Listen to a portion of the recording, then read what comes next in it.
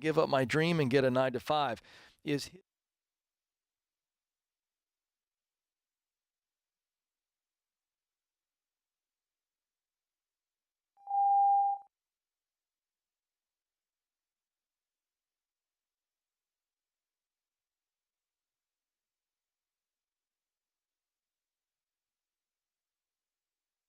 we will be paying for that. And Yes. you guys need to sit down with a really good Uh-oh.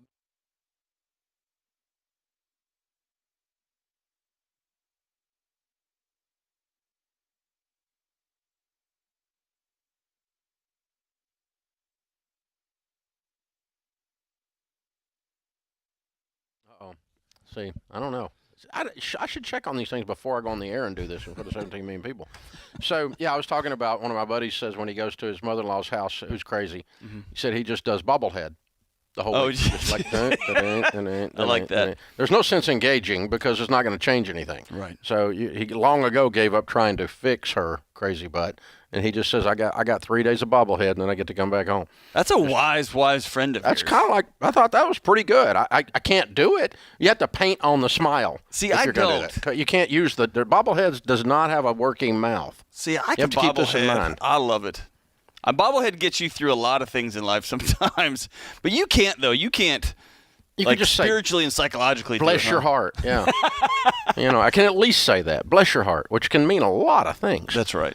If you're from the South, we should do a book on just the various possible meanings and intonations and pauses in the phrase, bless your heart. That usually and you means can say it, and it kind of, one way means bless your heart, one way means you're an idiot, one way means I'm getting ready to punch your lights out. That's right. You can say a lot of different things with that one phrase. So, and it's been going on a lot this year. So anyway, if you got mental health questions, the doctor's in the house, and we're not talking about me. Open phones at 888-825-5225. You jump in. We're going to start with Matt. He's in Colorado Springs. Hey, Matt, how are you? Hey, good, Dave. Merry Christmas. Merry Christmas to you, sir. Hey, I'm a retiring military member coming up on just about 26 years of service, getting ready to retire. And one of the benefits that we earn is the ability, it's called the Survivor's Benefit Plan. It allows for the withhold 6.5% of my retirement pay in order to secure half of that pay for my spouse up until her death, should I pass away before her. You pay into it for 30 years, and then you stop having to pay into it. But you are kind of locked into it. So it's not really a whole, it's not a term. I'm familiar. Yeah, so it's just a survivor benefit on your retirement for your military. It's a very simple calculation. That's correct. Yeah. And I think I haven't seen you talk about it. I've listened for a while, haven't heard you, just wonder what your thoughts were on it. Thank you for your service. How old are you? I'm about 43. How's your health? It's pretty good. I do have solid term life insurance that will take me through the next 25 years, so I feel pretty comfortable in that part. It's sort of the after that point that I'm kind of having a hard time making that decision. Okay, here's the formula. If you take the difference in the two plans, like say you took the without survivor, which is the big payout, right? Mm-hmm. And the difference, and you took the difference in those two plans and you invest it at 7%, it will break even. At 10 or 12%, you will, based on your normal death age, which is 74. Okay? And I suspect that's what they're running it on, but they run their numbers out at 7%. And so the answer to the equation is this: the longer you live, the dumber the idea is that you took the survivor benefit. Right. Because you get less money for a longer period of time and didn't need the benefit. See, or worse yet, you outlive her. Right. And which means you get Zippo for this, and you paid all this money in for it. And so if you're young and healthy like you are, and you've got term insurance to cover her, should something happen to you and this benefit die with you, I would take the gamble and I would continue to invest. And again, were you to invest that difference, you can sit down with a Smart Investor Pro and they can tell you at what point you'd have enough lump sum to pay out what you would have paid out. Okay. So what is the 6.5%? What's the difference right now in dollars? In dollars, so the retirement's going to be about $60,000. So I don't have a calculator with me, but it's 6.5%. It's 6.5% of that. About $350 a month. Yeah. About what? So about $3,600. Let's call it $4,000. Yeah. A year or a month? Yes. Yes. A year. A year. Okay. What does Yeah. it take to create $4,000 a year in investments? Well, at 10%, that'd be $40,000. Mm-hmm. So at the point you take $400 a month and invest it, and it grows to $40,000, now the $40,000 will pay off the $400 if you die or if you don't die. Mm-hmm. You see, that's your break-even point. If you die before this gets to before the $400 grows to $40,000, then you lost money on my idea. Right. But if you live long, and you will, you're going to live well past this. When you run the numbers out, it's going to be a no-brainer because it's going to be. I can't do it in my head. I don't have my calculator laying here. But bottom line is, you're going to probably about the 20-year mark, about the time you're in your 60s, is when you're going to have the $400 would have technically grown to enough to create $400 a year difference, or a month difference, $4,000 a year. So, so that's what you're looking at. And if in the meantime you keep term insurance, so she's taken care of, if you die and she doesn't have this pension, then you're going to come out better off. So from a math standpoint, now if you told me you were ill or you had a debilitating disability that could indicate earlier death or something like that, then we might rethink this. But the longer you're going to live, the dumber it is to have taken, mathematically, the dumber it is to have taken the survivor benefit. So I'd buy a 20-year level term, and I think by then you'll break even. Sit down with Smart Vista Pro and run it out. Both of you fund your Roth IRAs. Both of you continue to build other wealth, and she's going to be just fine without this when you die. And she probably will outlive you. 75% of the ladies do outlive their husbands. Very interesting.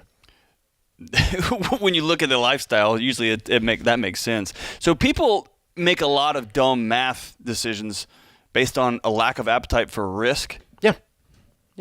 And then somebody's always there with a package to buy the risk from you, right? Exactly. That doesn't make sense long term. Exactly. And that's the survivor benefit is truly about, well, make sure my wife's taken care of, which is a great, noble thing. Is there a better way to do it? And statistically, what comes out, the better way to do it is buy some term life insurance to take care of if something happens to you, and throw extra money into investments so that it offsets the fact that she's not going to get that. And I have been so guilty of that, and just sitting here at this desk for the last year. Well, it's like an extended warranty. It's the same thing. That's exactly right, but just sitting at the desk math doesn't work. I've never done the math. Math doesn't work. And that thing on your car never breaks. It's always the other thing. It's the other thing, right? You know, that's the way the extended warranty works. They weren't dumb when they drew those things up. They're not a present for me, right? Yeah.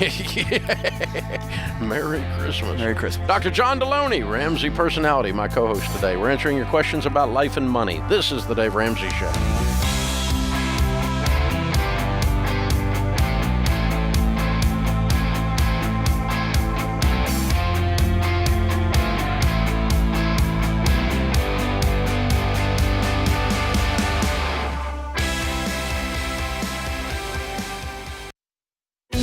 One of the things that makes the Dave Ramsey Show unique from other shows is that we genuinely care about our listeners. That's why we are very intentional about choosing our advertisers. Blinds.com offers high-quality window treatments at unbelievable prices. And then their customer service is truly unbeatable. They make it simple to shop for blinds, shades, and interior shutters from home with easy online ordering and free shipping right to your door. And Blinds.com will help you every step of the way, just like they've helped thousands of my listeners with free design help by phone and online. Plus, they guarantee the perfect fit. Go today and take advantage of this week's special offer.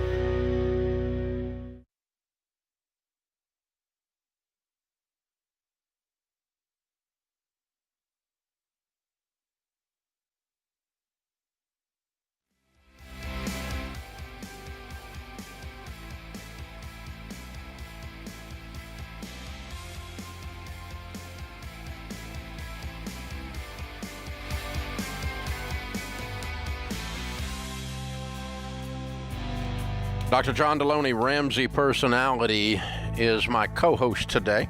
This is the Dave Ramsey Show. Open phones at 888-825-5225. As we talk about your life and your money, our question of the day comes from Blinds.com. Find out for yourself why Blinds.com is the #1 online retailer of custom window coverings. You get free samples, free shipping, and with the new promos they run all the time, you'll save even more. Always use the magic word. The promo code is Ramsey. Save you some money. All right, today's question comes from Tyler in North Dakota. Tyler says, I've been dating this girl for 3 years, and she was never taught about money growing up, so I've tried to teach her over the last few years. She just had her come to Jesus moment and wants to change, but she recently lost her job, and now she can't afford rent for this next month. I make decent money, and I'm pretty far ahead. Should I lend her $350 so she can try and come out on her feet, or should I watch and let her learn from her mistakes? Whew. No, you don't lend money. Okay. If you... Good answer. Been dating for 3 years, so this one's a tricky one, Dave, because they've been together for 3 years. If he wants to give her some money, 3 years is a long time. That's an invested relationship. I don't personally like that either. When you start bailing out your boyfriend or girlfriend, that can get messy, short-term and long-term. But 3 years, if he said we were engaged, we were going to get married, that's one thing. But, man, this feels like a slippery slope and a messy mess, if you ask me. Yeah. What do you think, Dave? Well, I agree with you. So explain what you mean. Like this is going to change it's going to change the tone of their relationship. Yeah, I mean, just reading through this question, his job isn't to try and teach the person that he loves unless she's asking for it and she's interested in some of these moments. And I've been guilty of trying to, quote unquote, try and teach my wife some things over the years that after 15, 20 years together, I realized, oh, she was way ahead of me on those things, right? She was bobbleheading. Yeah. Right. And obviously you never lend somebody that you care about money. No. But you just don't lend people money, period. When you're dating somebody and you give them money, he gives her $350, he gives her $500. The power dynamic of this relationship shifts. Yeah. And suddenly she's beholden to him, even though he's going to give it to her. And let's just say that he is a perfectly noble guy and has zero negative power feelings, toxic power feelings about giving her the money. He just gave it to her, and he's a great guy, and he's no big deal. The water off a duck's back, but the way she feels, she's going to take that. She could change with shame. That's exactly right. She feels beholden. And I'll tell you right now, he's not, Dave. He's somebody that's going to use this opportunity to teach her and to give her some lessons and to give her some information. And man, you're setting up your relationship for a mess. Yeah. And so the only way you're going to pull it off is you're going to have to say all these things out loud. That's exactly right. And you're going to have to go, the problem with me doing this is it could end up with this and this and this and this and this, and we can't have that.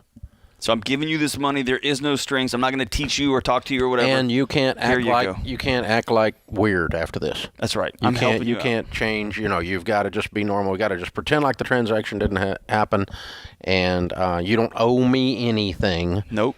You don't owe me a bowed head. You don't owe me honor. You don't owe me the money back. You don't owe me sexual favors. You don't owe me anything. Right.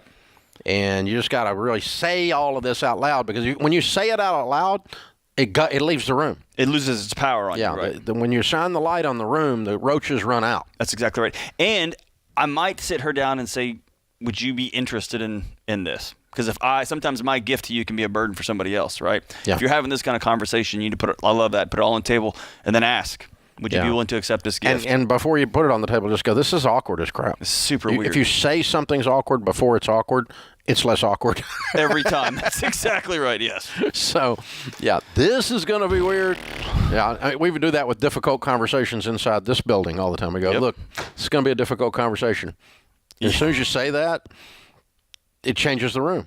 And, Dave. And it's less difficult. I've had several people have to tell me that since I've worked here. Deloney, this is going to be weird. It's going to be one of those weird conversations that involves you. That's not true, but it's a good joke. But it's super true. I love it. Open phones at 888-825-5225. We're talking about you, your life, and your money. John is in Jacksonville, Florida. Hey, John, welcome to the Dave Ramsey Show.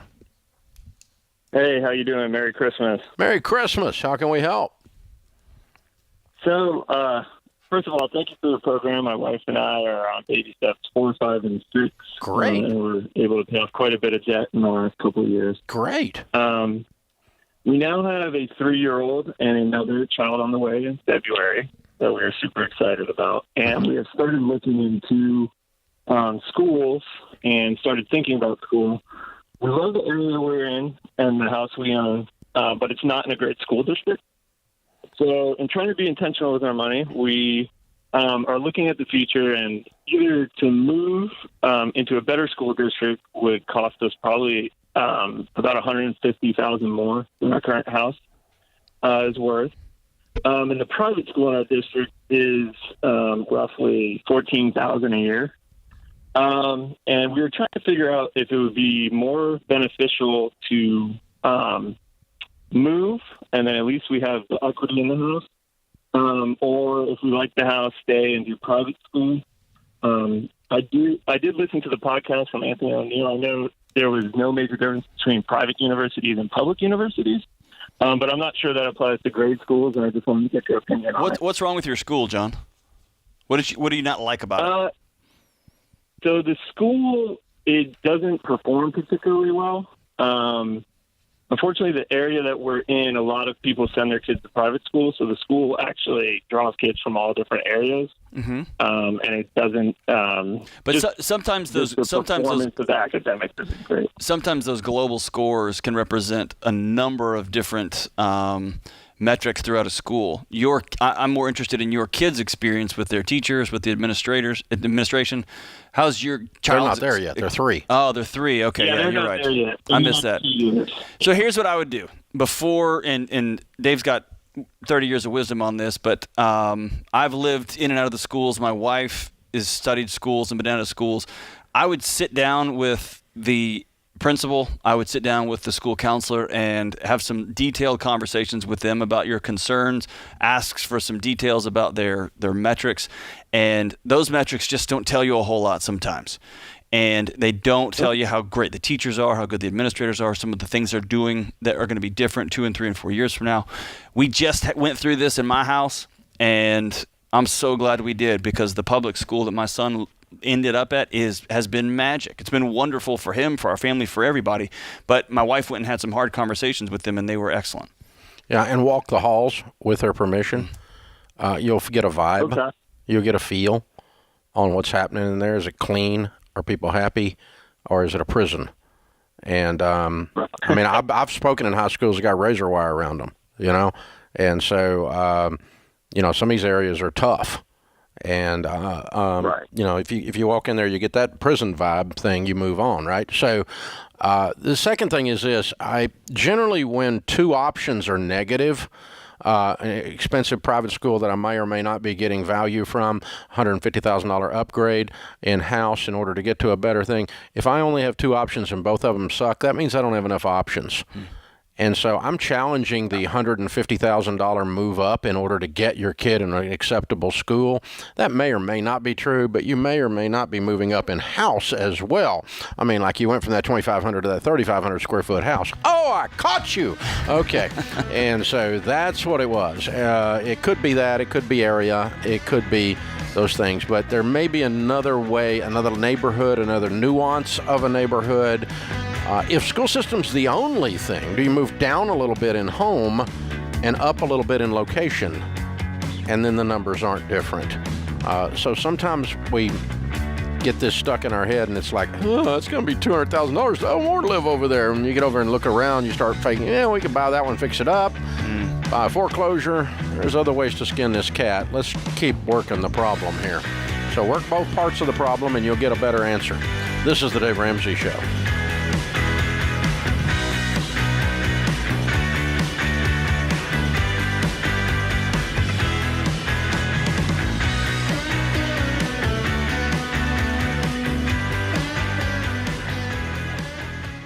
Folks, it's an honor to tell you about the Army National Guard.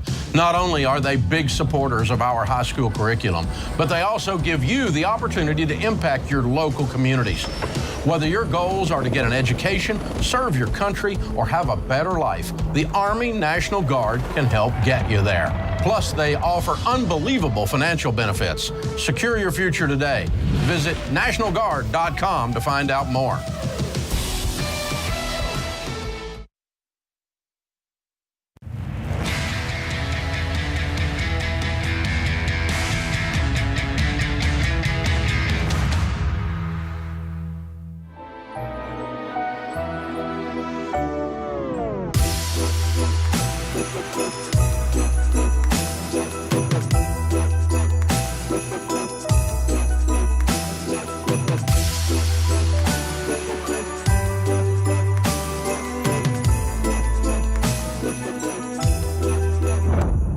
Dr. John Deloney, Ramsey Personality, is my co-host today here on the air.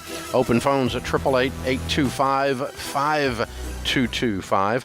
If you feel like you should have made more progress paying off your debt by now, I understand. When it comes to paying off debt, sometimes it feels like all grind and no reward. Here's the thing. When you try to do it by yourself on your own, you're more likely to fall back into old habits. You're more likely to cheat around the edges. And that's when you stop making the progress. And that's why you need to be on the plan Ramsey Plus. Ramsey Plus is our step-by-step money plan that will give you the accountability and practical tips you need to pay off your debt faster than you can on your own. When you have someone in your corner cheering you on, you make the tough choices that get you where you want to be. Ramsey Plus helps you go from sort of to all in, and you can finally keep more of your money. You can start a free trial right now to Ramsey Plus. Text the word trial to 33789. That's trial to 33789. Michael's in Sacramento. Hey, Michael, welcome to the Dave Ramsey Show. Hey, thanks for taking my call. Sure. What's up? Hey, so quick little backstory. I took FPU about a little over a year ago. I'm on baby step 2. I was about $23,000 in debt. Right now, I should actually be out of debt here in about a next month or two. Excellent. What my question is that I bought a house about 3 years ago on a 30-year fixed at 4.375%. Kind of looking at the refinancing right now. It's looking, from what I'm seeing, a 30 years about in the high 2% or a 15-year in the mid to low 2s. My take-home pay is about $56,000 a year. My current mortgage is about $1,282 with property tax and insurance and everything. What I'm wondering is this something I should be looking into refinancing or staying where I'm at? Are you going to stay in the home? Suggestion? Yes. Yeah, you need to refinance. So your balance is what? The current balance on the house? Mm-hmm. Is $182,000. Okay. So every 1% you save is $1,800 a year. Regardless of what the payment is, the interest being charged to you as a part of that payment is $1,800 less per year for every 1% you save. Okay? Mm-hmm. Now, so if it costs you $3,600 to refinance, which is probably pretty close, if you save $1,800 a year and it costs you $3,600, how long does it take you to break even? Answer, 2 years. Okay. And everything after you pay back the $3,600 with the $1,800 savings is gravy on the biscuit, $1,800 a year. Now, you're going to not have that happen in cash flow because your payment is going to go up because you're going to go to a 15-year. But while your payment went up, your interest went down, and so your overall cost on the mortgage is going to go down substantially for 2 reasons. One is you're only going to have it 15 years, and 2 is you're going to pay $1,800 less per year in actual interest cost. So this is a no-brainer. You refinance this. Okay, even so, if I do that 15-year and the payment's going up, because it seems like that would put me over, your suggestion of, not spending more than 25% of your take-home pay. Yeah, you've already spent that, though. Yeah. We're just structuring it and admitting it now. So what will the payment be? Did they quote it to you? No, I haven't gotten an actual quote on that yet. And what do you do for a living? I'm in retail. What's that mean? What do you do? I'm a manager for a retail store in the outdoor industry. How long have you been doing that? 15 years now. Okay. So 5 years from now, what will your income be?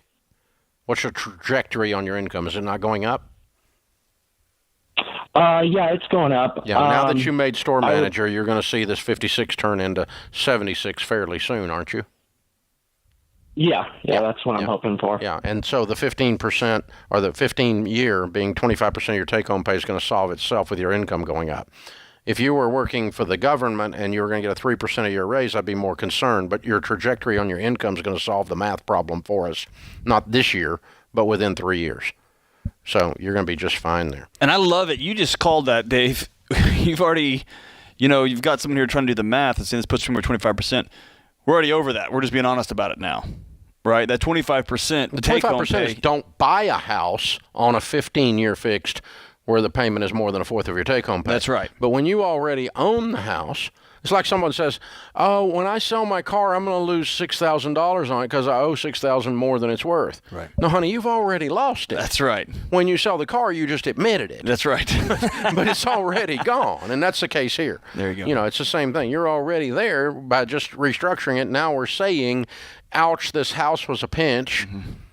Even with a better interest rate, it was a pinch, but it's not going to remain that way because of the trajectory of your income, so I'm doing it anyway. I love it. Game on. Instagram from Jacqueline. Here's a good one. Riddle me this. How do I make sure that my dad with severe depression feels loved even when he treats me badly purposefully and purposefully says hurtful things to me? Whew. You got to draw hard boundaries there.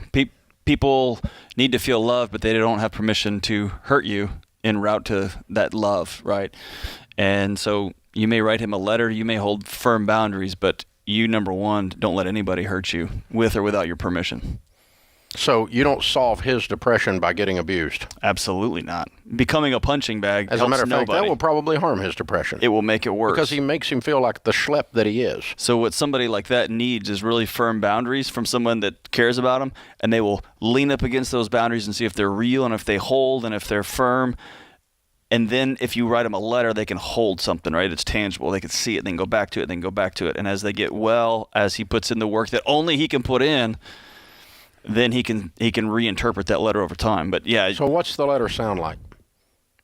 Dear Dad, things are dark, and I want you to know that I love you. I have, and things have been hard, and you haven't treated me fairly over the years. You haven't treated, or maybe not fairly, you've hurt me over the years, and I want you to know I forgive you and I love you. And it's short, and it's sweet, and it's direct. You may not even have to include the abuse part in there, but just let somebody know that they're loved, that they can circle back to it and circle back to it. Okay, so that's the encouragement. Correct. Without the physical presence to allow the abuse. Absolutely not. Okay. And so you're standing there later in the kitchen because it's Christmas, and he says something nasty. Then we will already have, me and my family will already have had that discussion, and we will pack up our things and we'll walk out the door. And I will not go on a vacation where I don't have enough money to go to a hotel with an abusive family member that I can't leave, right? I won't have already had that conversation with my wife, right? And it'll be no fanfare, it'll be no drama. I'm the one that went into that knowing this could happen. We're going to pack my things up. I'm not going to hold it too tightly, and then we're going to go. Nobody has permission to hurt me or my family, and that starts with my boundary. So it's up front. We're not going to do this. Correct. So if you're going to do this, that's going to mean we can't be here. Correct. So I don't have anybody abusive in my family, but I've got a whole herd of people coming to my house. And I sent an email saying, here's where everyone's sleeping arrangements are going to be. Here's what they're going to look like. Who's going to share a bathroom and who's not. Here's what we will not talk about while we're here. And here's what we are going to do while we're here, which is going to be low-key and peaceful and chill. And we're going to be respectful. We're going to spend a lot of time outdoors. And I want to give everybody notice up front. You are free to not come, and we're going to love you. And if that's not where you're at this year, great. But I don't want people to come and be surprised and then there to be tension. I'm just going to call it what it is before everybody gets there. And that's me trying to have boundaries and be mature and know what I'm getting with my lovely family who's coming in. A number of times grown kids go back to their old home, and who sleeps where is a problem. There's probably a book in that. Of course there is. Wow. And it's strange, too. Right. This is the Dave Ramsey Show.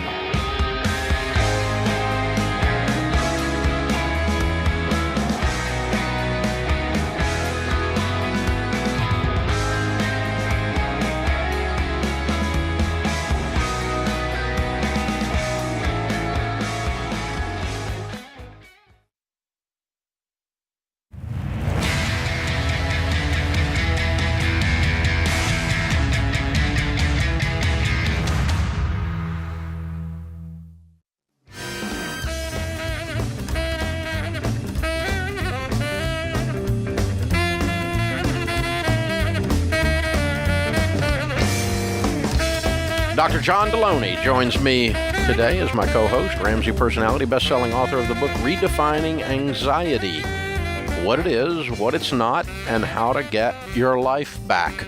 Tyler is with us. Tyler is in California. Hi, Tyler. Welcome to the Dave Ramsey Show.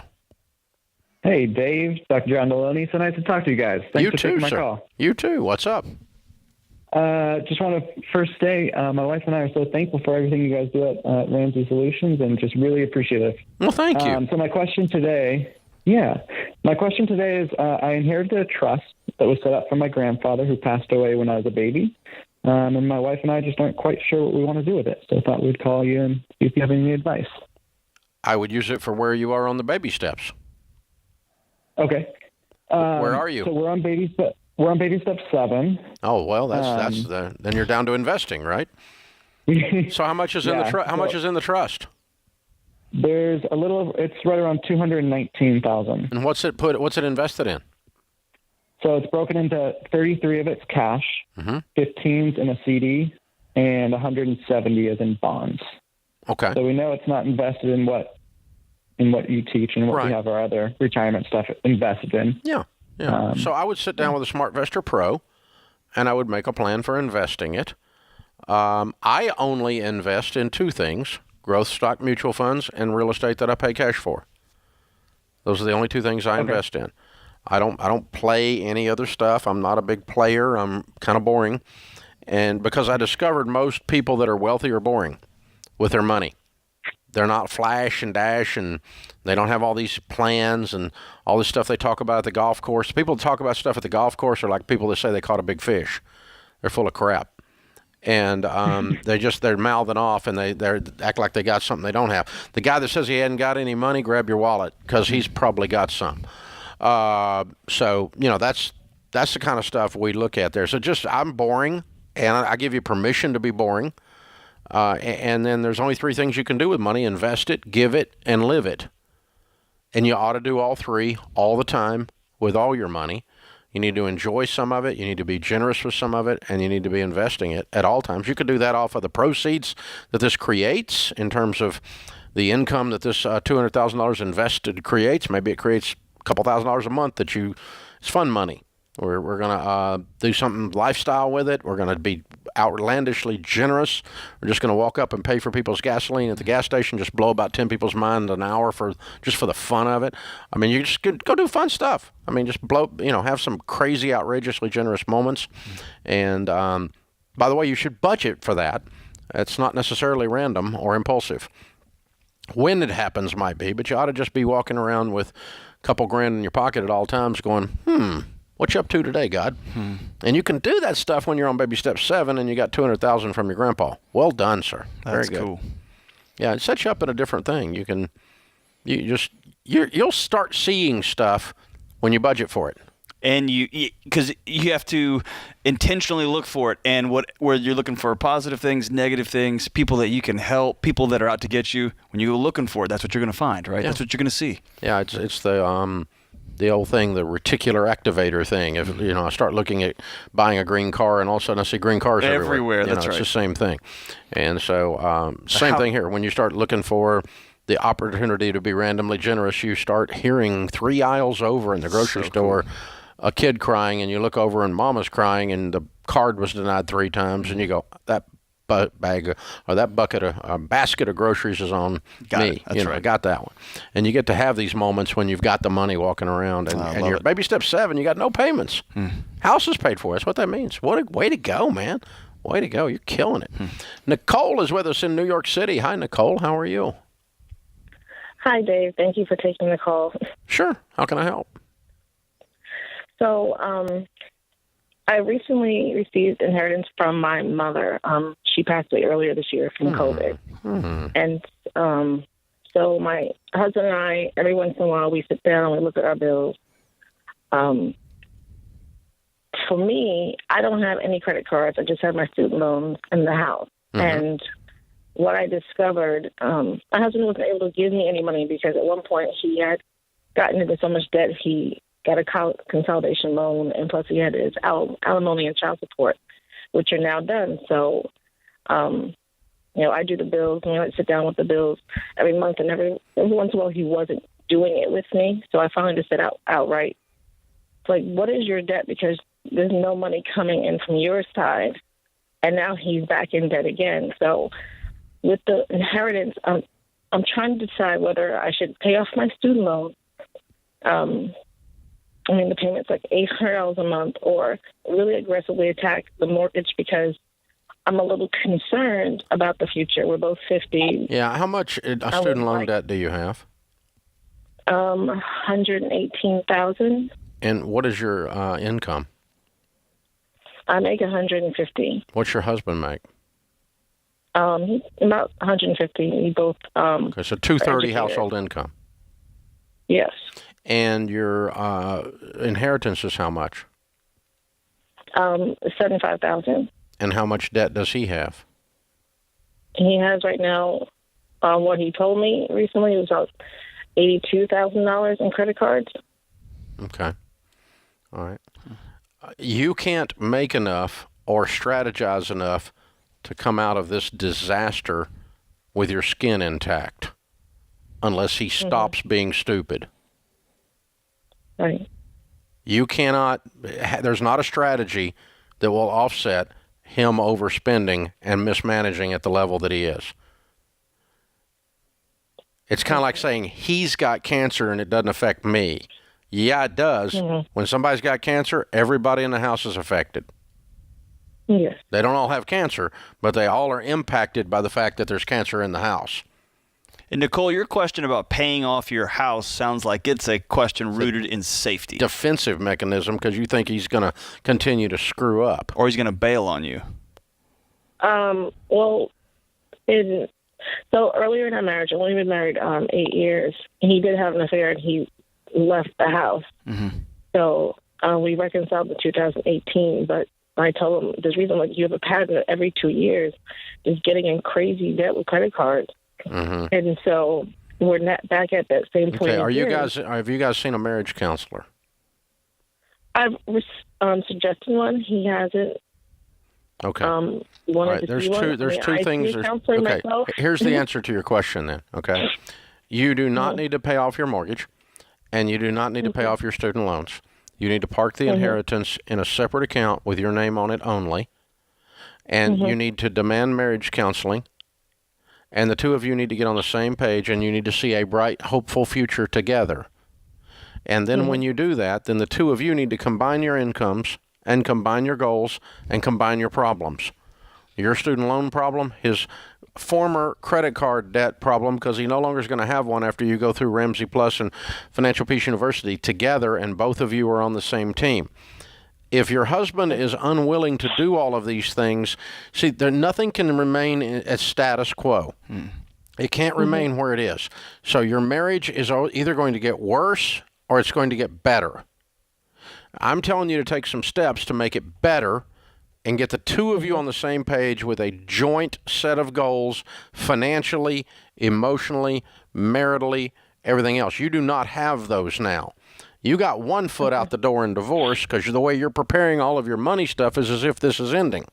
When you got back in touch, when you got back together with him in 2018, it sounds like you hedged that relationship. Yep. That you were going to split money, you were going to keep doing your thing, but you would take this guy back because either you were lonely or you missed him. Is that fair? Well, actually, no. Actually, when he came back, I was like, okay, we'll put the accounts back together again because he had separated them. And then he just chose not to put the accounts back together again. So that's since 2018. There are fractures in your relationship that are causing you to play defense, and I'm telling you, you can't play defense enough to solve those. You've got to solve those one way t'other. Or you're all going to fall in those cracks. Yeah, you're going to end this thing because it won't work, or you're going to bring it together and heal it and figure out with some help how to do that, and then you can have some joined goals. In the meantime, I'm parking this money over to the side because I don't know what you're going to be facing. Next 12 months is going to be rowdy, I know that. This is the Dave Ramsey Show.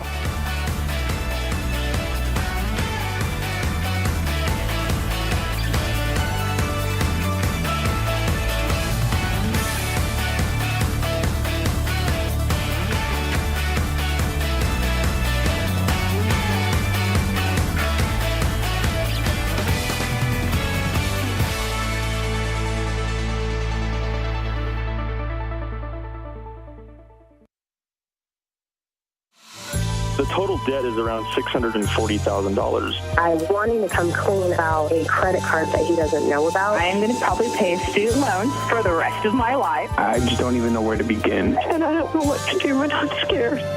Live from the headquarters of Ramsey Solutions, broadcasting from the Dollar Car Rental Studios, it's the Dave Ramsey Show. Where debt is dumb, cash is king, and the paid-off home mortgage has taken the place of the BMW as the status symbol of choice. I'm Dave Ramsey, your host. You jump in, we'll talk about your life and your money. It's a free call at 888-825-5225. That's 888-825-5225. Dr. John Deloney, Ramsey personality, author of the best-selling book, Redefining Anxiety, is my co-host today here on the air as we talk about your life and your money. Again, 888-825-5225. Shelby's in Tampa, Florida. Hi, Shelby. How are you? Hi, Dave. Thanks for taking my call. I'm great. Thank you. Good. How can I help? My question is this. I want to know what I should be doing with my income. We've gotten to a point that all of our debt is paid off, and we have a couple hundred left after we do our every dollar budget out of my husband's income. I work sales. I actually sell real estate. I'm wondering, I know you say 15%, but I'm 45, and I personally only have about $22,000 saved towards my retirement. So I need to kick it up. I don't want to work till I'm 100. And my husband would love to retire sooner. So how much, he's already putting aside the 15%, but how much should I take from my check to put into retirement and also pay off our mortgage? Those are the two things I want to do with my money. What do you think is a realistic split? I think it should quit being your money. I know, but I don't know, but. Yeah. I think it should quit being your money. And I think he should quit having his money and his retirement. We have a retirement plan. We have money, sure. And we are going to combine them. And of our household income, we are going to save 15% until our home is paid off. And when it is paid off, we're going to save even more. And we are going to be able to retire with dignity. His 401k should have your name on it as the beneficiary. Your IRA should have his name on it as the beneficiary. It does. I just get nervous because real estate is not always consistent. It has been for the past couple of years, but because it's not consistent, I almost look at it as bonus money. So I'm tempted to put half into half of my checks into my retirement and half of it towards the mortgage and just knock it out. That's what I'm tempted to do. And I don't know if that's the right thing. It's not. But you're saying mortgage first. No, I'm saying the right thing is that the two of you combine all of your finances. So we've got his $200 surplus plus anything you make. It sounds like is gravy as well. And we're going to apply all of that. We're looking at our total household income. We're putting 15% of what we estimate our total household income. It's an estimate because we don't know exactly what you're going to make, but we know what you made last year and we know what you're trekking for this year. Okay. And you can't predict real estate exactly. I know that, but you're not going to be off 100%. You're not going to be off 50%. You're going to know fairly close to what you're going to make. What'd you make last year? About 100. Okay. What's the chances of you making 40 this year? None, unless you sit on your butt. Right? Right. Okay, so the chances are pretty good you're going to be 100-ish. Is that fair? Yes. Might make a little more, might make a little less, might make a lot more, and that'd be awesome. We'll deal with that problem if we run into it. So what's he make? His gross is about 80, but his net is about 4,200 a month. Well, we're dealing with gross for the 15%. So let's say you made 120, he made 80. Let's call that 200. And let's just say that's our estimate for 2021, and that's an easy 30,000. That's $2,500 a month needs to be going into retirement. That's 15%. Okay, so stick to the 15% total. Okay. And then above that, let's get the house paid off. Because with you, it has the exact same effect of what your emotions are telling you want to do. We're putting money in investments and we're paying off the house. Both of those things lead to security. True. Both of those things lead to you catching up or you feel like you're behind. And you know what else it does for you, Shelby? Again, I hope I'm not projecting into you. I am. I'm directly projecting. You called us. It's going to keep you from feeling like the little helper around your house. You're an integral part of that home. You're not just the little helper. And you've got this idea that your husband's the breadwinner. He's off trucking and just whatever. And this is fun money, hobby money. Yeah, whatever nickel and dimes you come up with will help you feel a little more secure. And you actually make more than he does. You make way more than he does. You're a chief contributor in this house in probably 100 different ways. But when you have his money and your money, you also have his house and your house, and his roles and your roles, and it keeps you from having a united front in this home. And it might even, like you said, Dave, you put all the money in a pot, it may be that $200 that technically is what's left over goes to his Home Depot fund or goes to his puzzle building. I don't know what weird things he does. And then your money goes to X, Y, and Z, the same dollar amount. It's not your money anymore. But you've got to get off this. I'm just out playing around frivolously. And look, we had a good year or two. Y'all are on the same team, same house, same psychology, same emotion, same spirit, and same financial journey here. Yeah. And they're just different. It's and sometimes when you can't predict your income because it's straight commission or self-employed, it feels less valid. Yeah. I mean, like my grandpa worked for Alcoa Aluminum for 38 years. And even when I was making seven figures doing this little radio thing I do, she would, bless her heart, she kept asking me when I was going to get a real job. That's right. because I wasn't on anybody's payroll. And it's just there's something that's invalid about that income if it's not quote steady or predictable. That's right. And it's actually more valid because it's more tied to actual value being added every day. But yeah, that's part of it. Here's the thing. It's a very practical thing. You make different decisions. You make better decisions, and you're more unified when you stop using the wrong pronouns and you start saying we, ours, us. Our household income is this, and I contribute this amount. He contributes that amount to our household income. Our goals are this. I want to feel good at retirement from the combination of our retirement plans. Should something happen to him, I want to feel like I'm going to be okay in that. And that's a valid goal, a valid value to have in the process. But the other thing that ends up happening is it enhances your relationship dramatically. You folks, I get these calls every day just about on this show. And I always talk about, change your pronouns to we. You're French now, we. And so, but John, over the years, I'll never forget the first time it happened. I can even show you exactly where I was standing in a hallway outside of a meeting room. We were teaching Financial Peace University with an overhead projector, and this affluent couple was in Financial Peace University, which in the early days, hardly any affluent people came. They were all just completely stone cold broke. Nowadays, everybody goes to it because we can all know we can do better. And they come out after the class was over, and they said, "You've completely changed our marriage." And I went, "Dude, the sex class is down the hall. Right. How did I change your marriage?" And they started by making us work together. We combined our goals, we combined our fears, we combined our dreams. And we've been in marriage counseling with 5 different counselors over 18 years and that weren't able to do this, and we were able to do it because of stupid budget. I love it. Because you gave them a tool. You didn't say just talk about it and feel it and talk about it and feel it. You gave them small, concrete steps. You have to combine your vision. And then you got to go do it. That's what a budget does. It's an action step. This is the Dave Ramsey Show.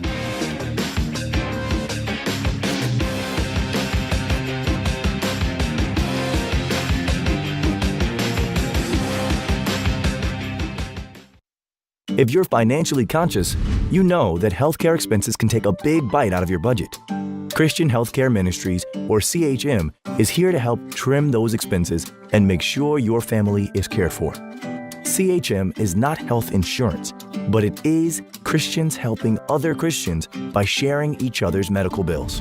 Most people have the means to pay for basic doctor services, but when it comes to something on a much larger scale, say several $1,000s for surgery or a hospitalization, folks are worried they'll be left to try and find a way to pay for that themselves. Not too long ago, I was diagnosed with ovarian cancer, and they really came through.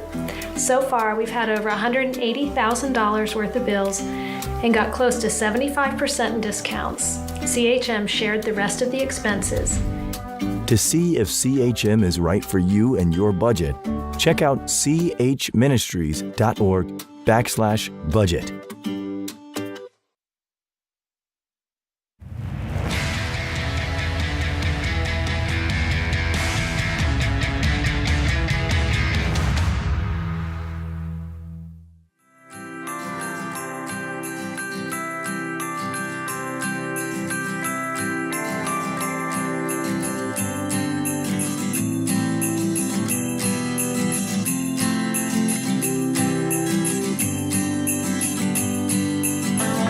Dr. John Deloney, Ramsey Personality, is my co-host today. Open phones at 888-825-5225. Merry Christmas! You know, this Christmas is extra cool because it's Christmas, number one, but number two, it means that 2020 is almost over. Oh, man. We're so close. It's like the bull with the cape. Olay! Just run right on through here, 2020. Head on through, baby. Oh, let's take a moment to enjoy that even in 2020, we get to have Christmas. I got everybody on our team little Christmas ornaments. It's little dumpster fires. Little dumpster fire. Says 2020 on it. Everybody got a Christmas ornament from Dave. Sick sense of humor. And for almost 2 decades, Dr. John Deloney has been a professor, a researcher, a community crisis responder, a husband and dad, the guy that's been there for people all through major trauma. He sits to my right today as my co-host, and he took all this research. We created a new quick read. It's only 84 pages. It's called Redefining Anxiety, which is only $10, and they've been flying out of here. The sales are record numbers. Apparently there's a lot of anxiety that needs to be redefined out there, and how to get your life back through some practical steps, some long-term strategies, and all of this is $10. Of course, all of our books just about are $10. Total Money Makeover is $10. Go to DaveRamsey.com and /store.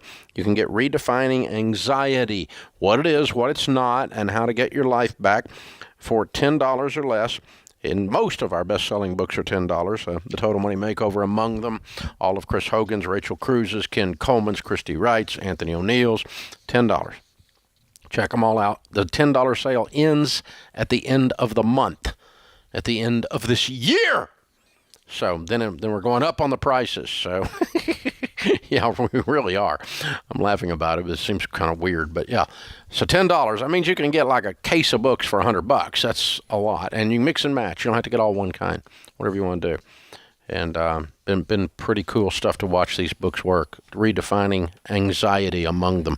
Beth is on the line. Beth is in Washington D.C. Hi, Beth. How can we help? Hello. I am 32. I started Baby Step 2 4 years ago with $126,000 in student loans. Whew. Today, I am proud to say I'm down to $11,000. Yay! Way to go. Yeah, thanks. But I've had to overcome some pretty substantial setbacks in Baby Step 2. So after I finished graduate school, I landed a job in my field of healthcare and injury prevention, but I quickly found out I would always have work, but I won't always get paid for it. I went to work every day for 19 months, not knowing if I was going to get laid off, and I worked numerous side gigs to the point that I was sleeping less than 4 hours a night for many days a week. Ooh. I started and stopped my Baby Step 2 so many times due to job insecurity and also having to move 1,000 miles for my current job in D.C. During baby step 2, I struggled with anxiety, depression, self-harm, because I endlessly shame myself for the financial mess that I'm in, and I feel so behind the rest of my peers. I turn to Dave's podcast for encouragement, which do help, but I have found that my mental health issues can sometimes get worse because so many people on the show are paying off their debt in much less time, which makes me feel like even more of a failure. I've been living on scorched earth, which has absolutely helped me pay down debt, but I feel like I'm also scorched because I scorched my mental health in the process. You burnt the proverbial candle at both ends, kiddo. I mean, you went beyond gazelle intense. You didn't even feed the gazelle while he was running. I wholeheartedly agree. And I'm one of those people, I'm an all or nothing. I can tell. And I'm in therapy, and which has been a lifesaver, and I'm a huge advocate of therapy. But I'm just really curious if others that have had an obstacle-ridden baby step 2 like myself, if they feel the same way. And I kind of feel like a lot of times I'm alone. No, you're not. I was just wanting to get your help with it. What happens is this gazelle intense thing is so weird. It's hard to get some people to turn it on, and it's hard to get some people to turn it off. You know, and so there's very few people that are like the perfectly middle gazelles. Some of them are like lazy fat gazelles, or some of them are starving the boy to death and running him haggard like you've been doing. Right. And there's all kinds of internal motivations in both cases, or lack of internal motivations in both cases. Your journey sounds a lot like mine, Beth.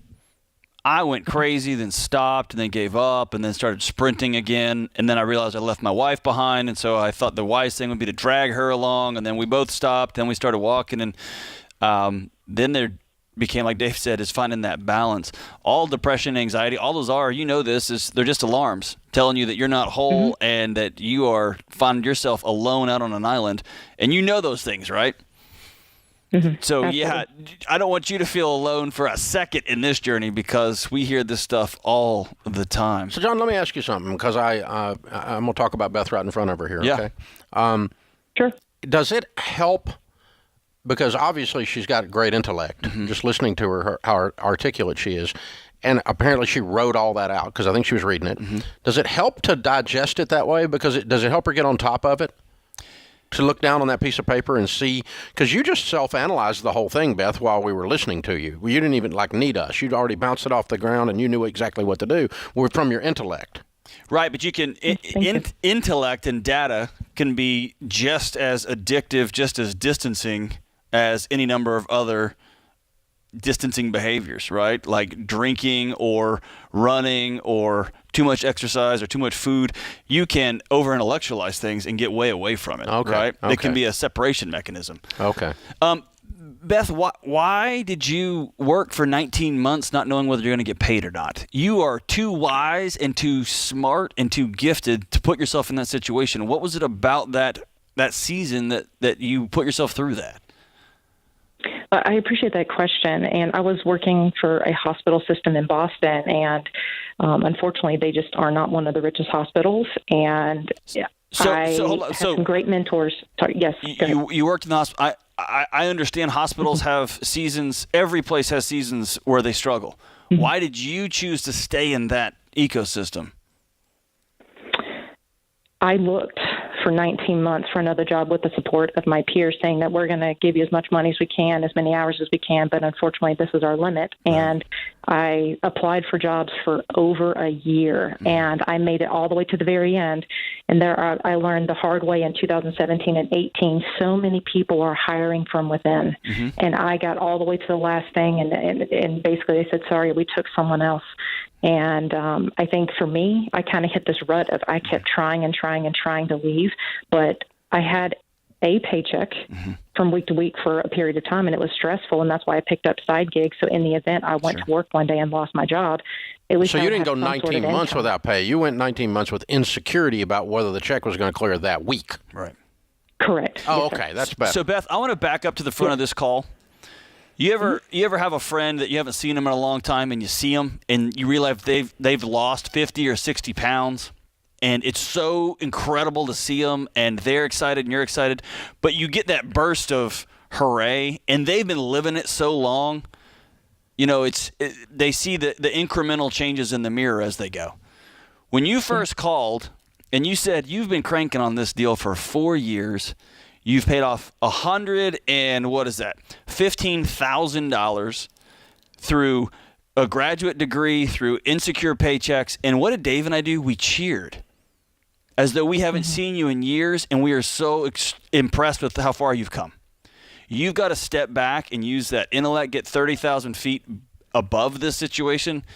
And go, wow, look at me, girl. Really, really proud of yourself. You need to look in the mirror and go, wow, girl, look at you.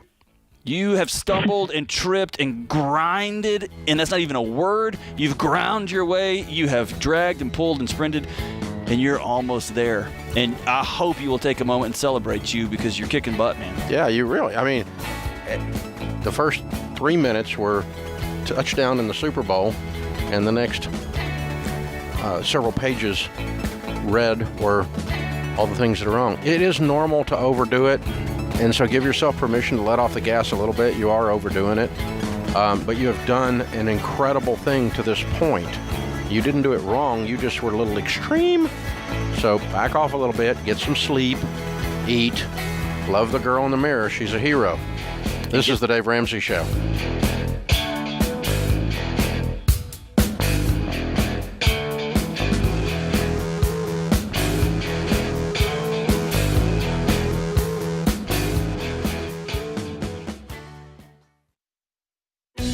One of the things that makes the Dave Ramsey Show unique from other shows is that we genuinely care about our listeners. That's why we are very intentional about choosing our advertisers.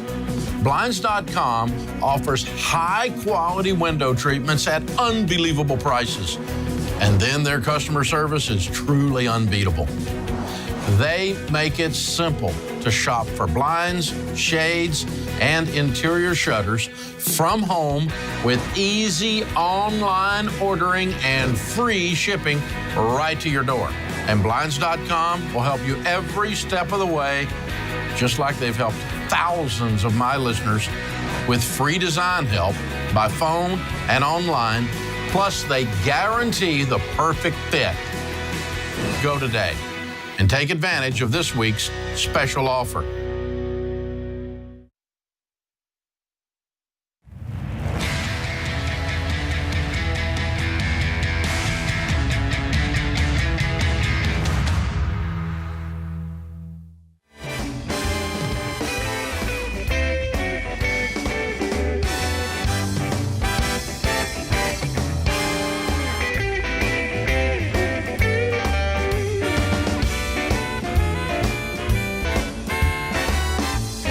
Dr. John Deloney, Ramsey Personality, is my co-host today.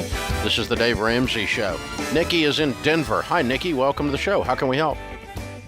Hi, Dave. Hi, Dr. John. Thank you so much for taking my call. Sure. I'm a little nervous, so bear with me. No trouble. I am currently in baby step 2, set to be done by the middle of 2021. And I'm starting to look ahead at baby step 3B once I have my emergency fund all set. And I'm wondering what it looks like in the Denver market, considering it's so expensive. I make $52,000 a year, and I'm not expecting it to go up a ton in the next couple of years. How do you look at buying real estate in a market that's so expensive, making as little as I am? You don't. Okay. You also don't need to be on the Bentley lot. Yeah. You don't have the money to look at a Maserati. Right. So what are we going to do? Well, you have two options, okay? When you make $52,000 a year, you cannot live in Orange County and buy a decent home. Right. You cannot live in Manhattan and buy a decent home. And right now it's very tough to live in Denver proper and buy a decent home, making $52,000. The average household income in America today is $59,000, and the average home price, median home price, is $219,000. Denver is probably, I'm going to guess and say it's around $300,000. San Diego's $400,000. No, I'm saying the median home price. There's plenty of $500,000 to get there, but the median home price in San Diego is about $440 right now, and Denver's not as high as San Diego. So, but it is high, and so you're going to struggle mathematically to buy a home in a market that is 30% above the rest of the nation in house price, and your household income is less than average of the nation household income. To even break even with that scenario, you'd have to be in an area where the houses were cheaper than the national average because you make a little less than the national average. Does that make sense? That makes sense. Doesn't mean you can't buy a house, but I'm just saying to mathematically break even on this discussion. So what do you do? Right. Well, there's one of two things you're going to do. You're going to relocate, or you're going to change careers. I guess three things. The third thing is you're going to have a longer commute. You're going to get outside the city a ways. Right. And there's a thing called ring theory in urban development that if you drop a pebble in the middle of a downtown area, a simple city, not one that's got 6 different downtown areas, but a basic downtown area like Nashville or Austin or Denver has a singular central business district. It doesn't have 3 different ones. It's not Dallas-Fort Worth, okay? It's got one downtown area. And so you drop a pebble in the middle of that, and those rings go out like when you drop it into a pond. The further out those rings you go, the less expensive the real estate is, except for views and water. And views and water will screw that theory up. Good views, far out. Good water, views, far out. In the case of Denver, far enough out, you're in the edge of ski country. It's going to go up fast, okay? But if you go out the other way, you're going to find eventually, I don't know how many, whether it's an hour commute or what, where you're going to have to be to where the house prices drop a little bit. But the reality is your income's going to go up to match the market that you're in, or we're going to say out loud, you cannot afford to live in Silicon Valley making $52,000 a year. You can't make it. It's not enough. Well, that's not fair. I'm sorry. It's not about fairness. It's about math. That's one of my favorite questions I've ever heard asked on this show. Because I think that there's this perception, and this, I'm so glad that Nikki called and had the courage to ask. There's a perception that, there must be like a secret I don't know about. Or it might be okay, like math doesn't count here because I'm in California. Right. So, yeah, I'm going to go ahead and buy a house in Denver because this is just what they cost here. Yeah. So I get the 25. And it's all going to work out. Yeah, it works No, it's out. not. It's not. You'll go bankrupt. That's exactly right. How quickly we forgot in 2009 in California when millions lost their house. Yeah. Right? Well, and now millions are leaving. Right. So what are we going to do now? There's going to be a bunch of houses on the market. So just weird world we live in, you guys. But math works everywhere. It's the international language. You do not get a pass on math because of your geographic location. What I have found, though, is remarkably consistent, especially in the $40,000, $50,000, $60,000 range. That salary, depending on the field, will be consistent throughout multiple markets, even though the house won't, right? So a university professor makes about ish, depending on where they live. You can get a lot of bang for your buck in Kansas City versus Denver, right? Yeah.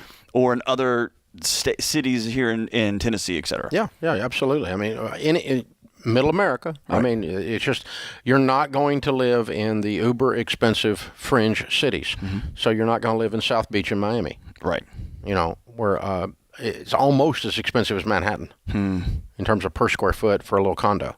I mean, it's just rowdy. Yeah. And so, but that's a little strip in Miami. I mean, it doesn't take long to get out of that and driving straight up the coast, and you start driving inland and up the coast, you can drop your prices pretty quick. And, you know, there's a lot of options, but it's all about the commute or all about your career choice or whatever. But somehow there's something about it too, and she didn't have this in her voice, but I've heard it over the years that just says, well, this is what I make and I should be able to. There's an entitlement thing. I should be able to buy a house for that. Well, no, you can't. You can't. You can't buy a Bentley. You can't buy a Bentley either. You can't buy a Maserati. I remember when I was young, I was frustrated that many people made that much more money than me. And that was a humility / wisdom I would moment. drive through those neighborhoods and go, where's all this money come from? How does it happen? Where's all these people get all this money? Right. Who can afford? How come they can just stack $6 million houses beside each other? Where do all these people come from? That's the neighborhood I grew up in. That's how I was taught to talk. Yeah. That's exactly. And then I got to know a bunch of them, and they don't really have that much money. They're just deeply in debt. That's right. but they make enough to afford the payments on a $6 million or a $5 million or $1 million. I remember the first time this neighborhood we live in here, $1 million is cheap in Williamson County where we live. And it's the highest household income and highest median home price in the state of Tennessee, and one of the highest in the nation, because it's just ridiculously affluent. But it's the same thing. You drive through and go, they're putting up these $1.2 million houses like they're freaking row houses. Right. They're everywhere. And in Tennessee, that's a nice big house. I mean, this is not $1.2 million in LA, and so that's a beautiful property. Right. What you can get for that. I mean, lights out amazing.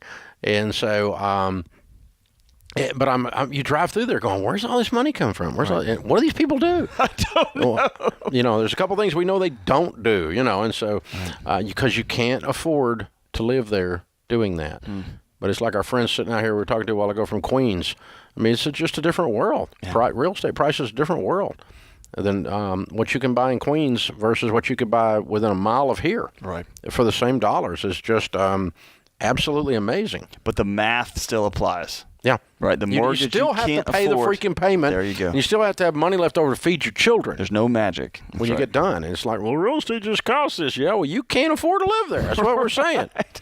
You just can't make it. Nikki didn't have that in her voice. No. She's asking an honest, fair, good question, right. And it's a really good discussion. So, how long would you tell a young person, let's pretend Nikki was 25, 26, to live in a location they want to live in versus move to a location where they can begin to put equity in a house? Henry Cloud talks about necessary endings, that you end a relationship when there's no hope for the future. Meaning he's not going to quit drinking. This boss is not going to quit being toxic. So I got to end this relationship. And I'm going to end my relationship with that city. Or with my job. When I can't prosper here. Ah, I like that word. Okay. Meaning I don't make enough to make it here. Gotcha. And so I'm going to be a renter forever on lower socioeconomic rungs. That's not prospering. And so I've got to resituate something. One of these variables has got to move. Love it. And you could play it for a few years, but you got to play it with the idea that there's a place to go with this that gets me out of this, not necessarily out of the locale, but out of the mess. I like that. This is the Dave Ramsey Show.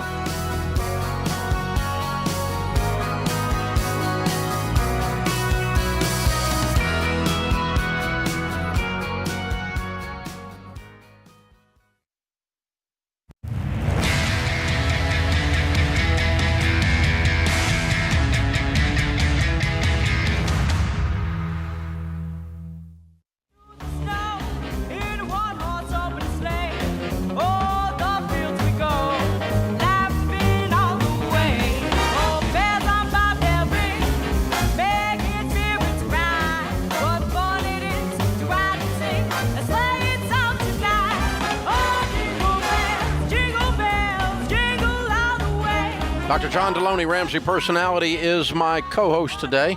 Brittany is with us in Ann Arbor. Hi, Brittany. Welcome to the Dave Ramsey Show. Hi there, Dave. Hi, Dr. John. How are you? Great. How can we help? So I grew up in a really, really poor family, and I married into a family who's super good with money.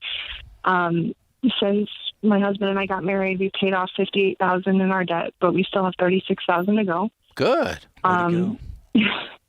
My parents keep asking us for money, though, because we had been open and honest at the beginning that we were doing the Dave Ramsey plan because we were hoping that they would follow along, too. But they think now that because we've paid off so much that we have a lot more money in our month to work with, and now they're asking for money and making me feel bad about not helping them. I don't intend to help them, and I've told them no, and we've laid down that boundary, but they keep asking, and in private, I feel really bad. How do I deal with the feelings of shame from my parents? Why do you feel bad? Because I feel like I'm letting them down. So beyond the feel, one of the things I tell people all the time is to demand evidence from your feelings. Is that a true statement? Are you letting down your parents? I don't know. No, you know. I feel like They're grown-ups who are choosing not to. Yeah, like they should know how to deal with this, but they weren't taught how to deal with their money either, and they don't want to take from me saying that we should do Dave Ramsey together because they're my parents, and so they're thinking like, what the heck does she know? And so you're good enough to give them money, but not good enough to give them advice. Well, that's an interesting arrogance. That's right. So I will help you with your algebraic equation demanding evidence. Does A plus B equal C in this one? No. Your parents are making a grown-up decision to do grown-up things with their money, and they're making a childish, immature decision to hit their child up for money because they can't be disciplined themselves. You are released from that. You're doing a hard, wise adult thing, and you're setting up boundaries for yourself and your family. You've done a hard thing, which is to communicate those to your parents, and those are the hardest. Mm-hmm. And then they're going to keep banging their head up against those boundaries to see if they hold. And let me tell you, I'll just say out loud, okay? This is Papa Dave, all right? Mm-hmm. The fact that they even ask you for money is wrong. That's wrong. Thank you. It's just wrong. They don't have rights to your money. The fact that they put you in that corner and make you feel that way is just wrong. It's just wrong. And it's child abuse. It's adult child abuse. And, there's something in their upbringing that makes them think that it's okay. Well, we're all family. That's why we say it when we're hillbillies, right? We're all family. And that means you're supposed to put up with toxic bullcrap. That's what that phrase means. We're all family, which it means you're supposed to tolerate stupidity and just embrace it because it's part of we're family. Nope. You're crazy. Because you're building a new family, right? A new legacy. You're ending that nonsense with you.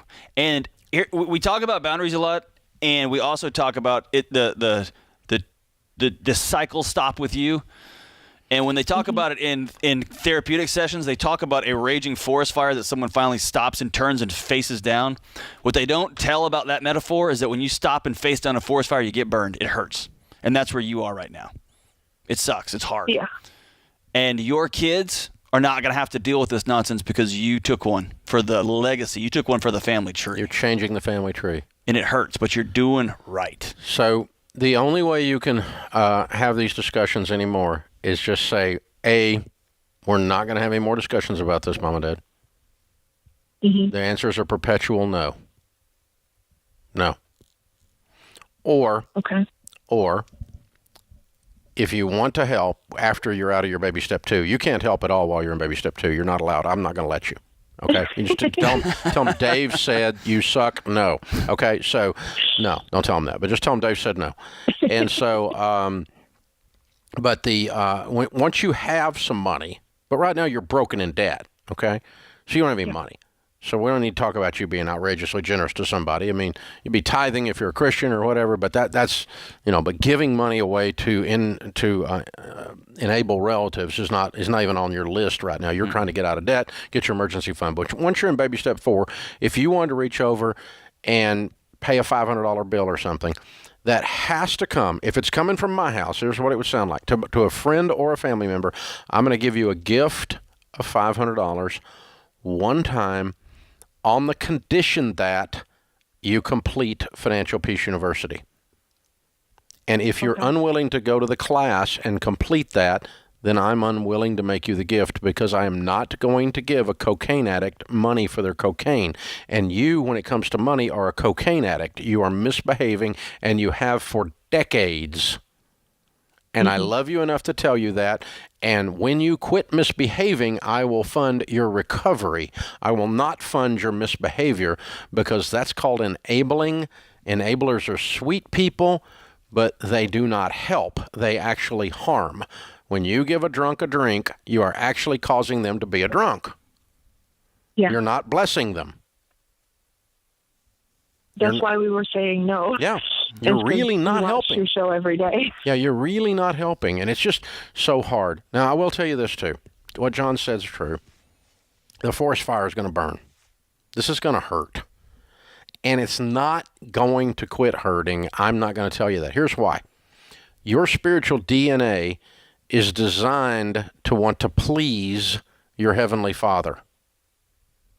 That same connective tissue is the connective tissue you have to your mom and dad. And so your desire to please them will not go away as long as you breathe. The problem is that while you desire to please God, He is perfect in His love towards you. They are imperfect in their love towards you. And so you have to set up boundaries. But you're not going to get away from the desire to please your parents as long as you breathe, even after they're dead. Some people spend half their 60s and 70s trying to please dead parents, trying to live up to my daddy's expectations, and he's been gone for 20 years, and that kind of a thing. So your desire to please your parents is built into your spiritual DNA. You're not going to get away from that, and that's why it hurts. That's why it hurts. But you got to give and so what Dave is saying, you got to give yourself some space. When those feelings come, they're real. You acknowledge them, and then you demand evidence, and then you realize, no, I'm doing the right thing. Yeah. And then you can go about your day. Yeah. My desire to please my dad is a natural thing. My desire to please my mom is a natural thing. Their request is unnatural, right, and toxic and wrong and morally wrong. And so that's where you have to separate it. And there's some people, Dave, that prey on that. Oh, they do. They're called travel agent for guilt trips, right? Right. They prey on that desire to please. Yep. Right? Yep. Yeah, they know how to manipulate it. Oh, and how to play it. And again, sometimes it's a cultural thing. It's like I can hear it.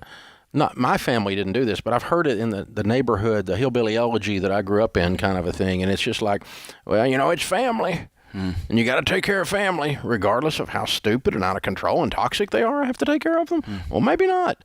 Maybe he needs to stay in jail a while. He drinks every weekend and beats his wife. It's a good idea for him to stay there. I don't care if he's family. You know what I mean? Maybe the best way to help out, right? Yeah, the best way to help. He needs to be incarcerated. This guy needs to be off the street. He happens to be my brother. But, it's like, that's not my case. But, I mean, I've watched this kind of stuff my whole life. And it's like, well, they're family. That doesn't matter.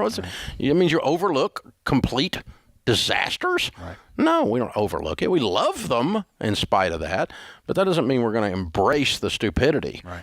And endorse it and make it a part of the rhythm of our life and the rhythm of our children's lives as a result. And you got to break the cycle. Not even the rhythm. It's the soul and integrity and strength of your family and your marriage and your kids and wherever you're headed, right? And the Netflix movie, I think, sucks, but the book was one of the best books I've ever read, Hillbilly Elegy by J.D. Vance. Oh, it's extraordinary. And it's an extraordinary book. And but because the book itself talks about how he broke the cycle. He gave honor to his upbringing and yet broke the cycle.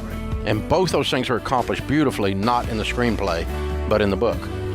This is the Dave Ramsey Show.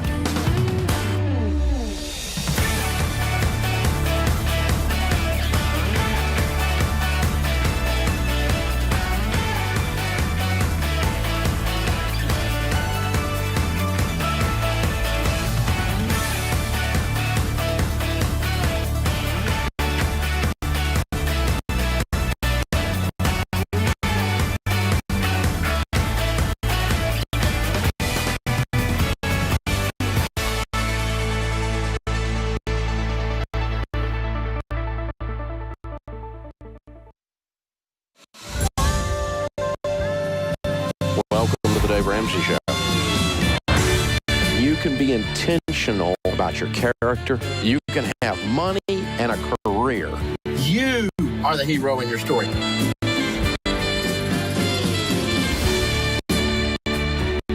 Live from the headquarters of Ramsey Solutions, broadcasting from the Dollar Car Rental Studios, it's the Dave Ramsey Show, where debt is dumb, cash is king, and the paid-off home mortgage has taken the place of the BMW as the status symbol of choice.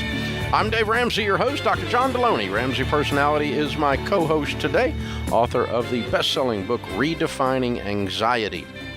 So we're taking your questions about family, about anxiety, about any issues you might have, including your money. Open phones at 888-825-5225. That's 888-825-5225. Ben is in Nashville. Hi, Ben. Welcome to the Dave Ramsey Show. Hey, Mr. Ramsey, thank you for taking my call. Sure. What's up? I've been through Financial Peace University, and I learned a lot through that. And I started paying off some debt. Basically, I've made some bad decisions here in the last 5 months, and I don't want to try to validate it with excuses. So I'll just tell you where I'm at. I make about $95,000 a year. It's in an unstable market in construction management, so I'm not really guaranteed that job 2 months from now. But that's what I've made in the last year. And I've got $19,000 in student loans and an $83,000 mortgage, and that's all my debt. And then this summer I decided to go buy a $69,000 vehicle, and I'm a single man, 36 years old, and in that time I met the woman of my dreams in the last 3 months she listens to Dave Ramsey as well, so it blew my mind, and I'm just like, what have I done? I had a mentor that I told what I was doing in buying a vehicle, and obviously I said, I know this is not a smart decision. It's almost as much as my mortgage. I said, but I can afford the payments right now. I'm good. So that's my situation. I know I've made some mistakes, and I'm coming to you now because since I've met her, I kind of want to get out from the debt even faster. And I don't know if you would recommend maybe just selling this vehicle and getting out from under it, paying off what I'm going to lose on selling it, and move on. So what did your mentor say when you told him you were going to buy a $69,000 truck? Well, I didn't tell him until after it was done. He just saw it in the parking lot, and I could see his eyes kind of raise, like, oh, okay, well, it was almost that secondhand embarrassment that I could feel through him. That's fair. So, yep. Okay. What happened that hit that domino that made you go buy that? Did something happen in your life? You get tired, you get burnt out, you exhausted? What happened? Well, if I look back, I was in a long relationship, about 9 years, and I just got out of that in March. And I bought this vehicle about 3 months ago thinking, hey, I'm out, I have very little debt. My nieces and nephew were 2.5 hours, 3 hours away. And now they've moved within 30 minutes, and they're being homeschooled, and I'd like to be near them. So I was like, let's get a vehicle that can get the whole family involved, including those 3 kids, and mom and dad too. And now for $69,000, they all ought to be able to live in it. Yeah, I agree. Okay. All right. Well, here's the thing. How old are you? 36. You said that earlier. I'm sorry. I have done so many stupid things in my life that have cost me so much money and embarrassment and shame. And when I do something stupid, I call it stupid tax that I have to pay. And part of the stupid tax is money, and part of it is just I look in the mirror and I go, you're a doofus. And I kind of hear that's what you're doing right now. Am I missing something? No, it sums it up. Okay. Yeah, after meeting her, I realized that. No, you knew it all along. She just made you admit it. You knew it when you drove it off the lot. You were just holding your nose, hoping the smell wasn't going to go away. You knew it. That's fair. You knew it. Because you had been trained by us. You've been through Financial Peace University. You knew it. You knew when you called me what I was going to say. You hid it from your mentor. That's the big, you made it into a secret. That's how you really knew. Yeah, you knew. You knew all along. So here's the thing. Anytime I do, and I'm not picking on you because I've done dumber things. I've done $690,000 stupid things. You only $69,000. You'll survive this. But the trick is not what to do with this. The trick is to do enough of an autopsy on your psyche and on yourself to where you freaking never do this again. That's the big deal. Right. Because it's a pattern, and if you don't change the pattern, you're screwed. Because if I engage in a pattern of stupidity, that then makes me called stupid. And you gotta no longer do that. So to be worthy of this girl is what the noble calling inside of your heart. You want to be a wise young gentleman, not the doofus that you saw in the mirror after you bought the truck. And so, but if she dumps you in 3 months, it's still the right thing to not have bought a $60,000 truck. But the motivation is very noble. Right. And that can cause you to go, I'm going to break this pattern. When I went broke, the motivation was noble. I said, I am never going to be here again. I'm never going to be in a situation where I can't feed my kids again. I'm embarrassed. My stupidity has caused my family to have the lights cut off, the water cut off. My wife is ready to leave. Because of my stupidity, I have to stop the stupid. And I had to do a CSI on why I did the things I did that set me up for the fall, and I had to never do them again. So that's what's important. The truck is just the symptom. Does that make sense, Ben?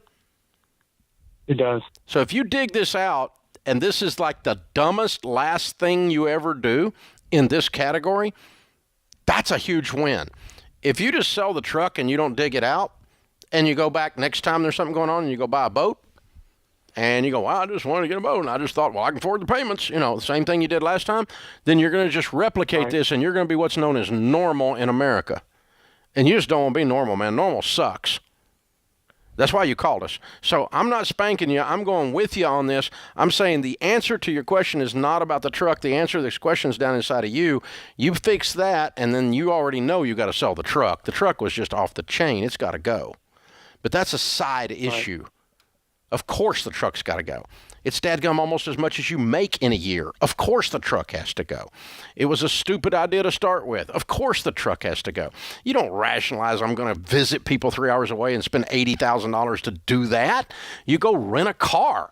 You go rent a house over there, cheaper than that. I was going to say you can rent a house for 5 to 10 years and it's cheaper than that. Uber over there. Exactly. You can, charter a jet cheaper than this and go see them twice a year. It's just so, there's a lot of stuff you could do. So you can't use it. You got to go, okay, that didn't work. That didn't work. That didn't work. I knew Dave wasn't going to be happy with this. I knew my mentor wasn't going to be happy with this. Is it because it affected Dave or my mentor? No, it's because they love me and they want good things for me.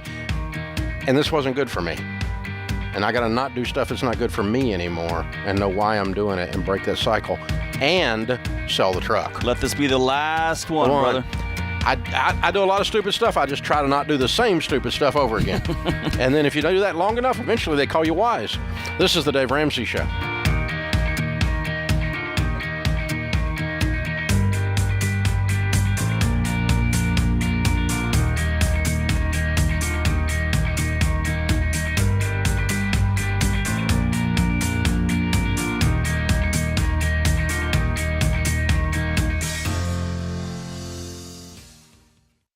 Folks, it's an honor to tell you about the Army National Guard.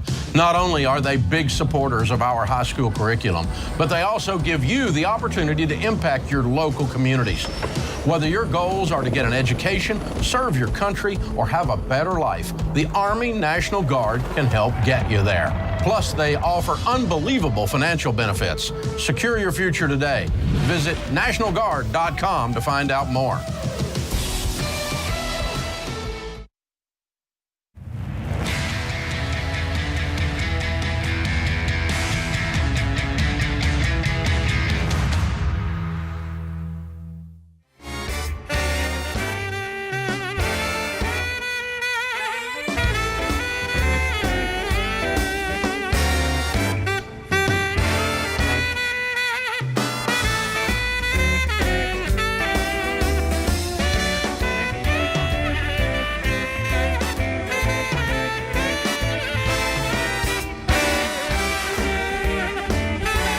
Whenever people do their debt-free screams, I always ask them what the key was to getting out of debt.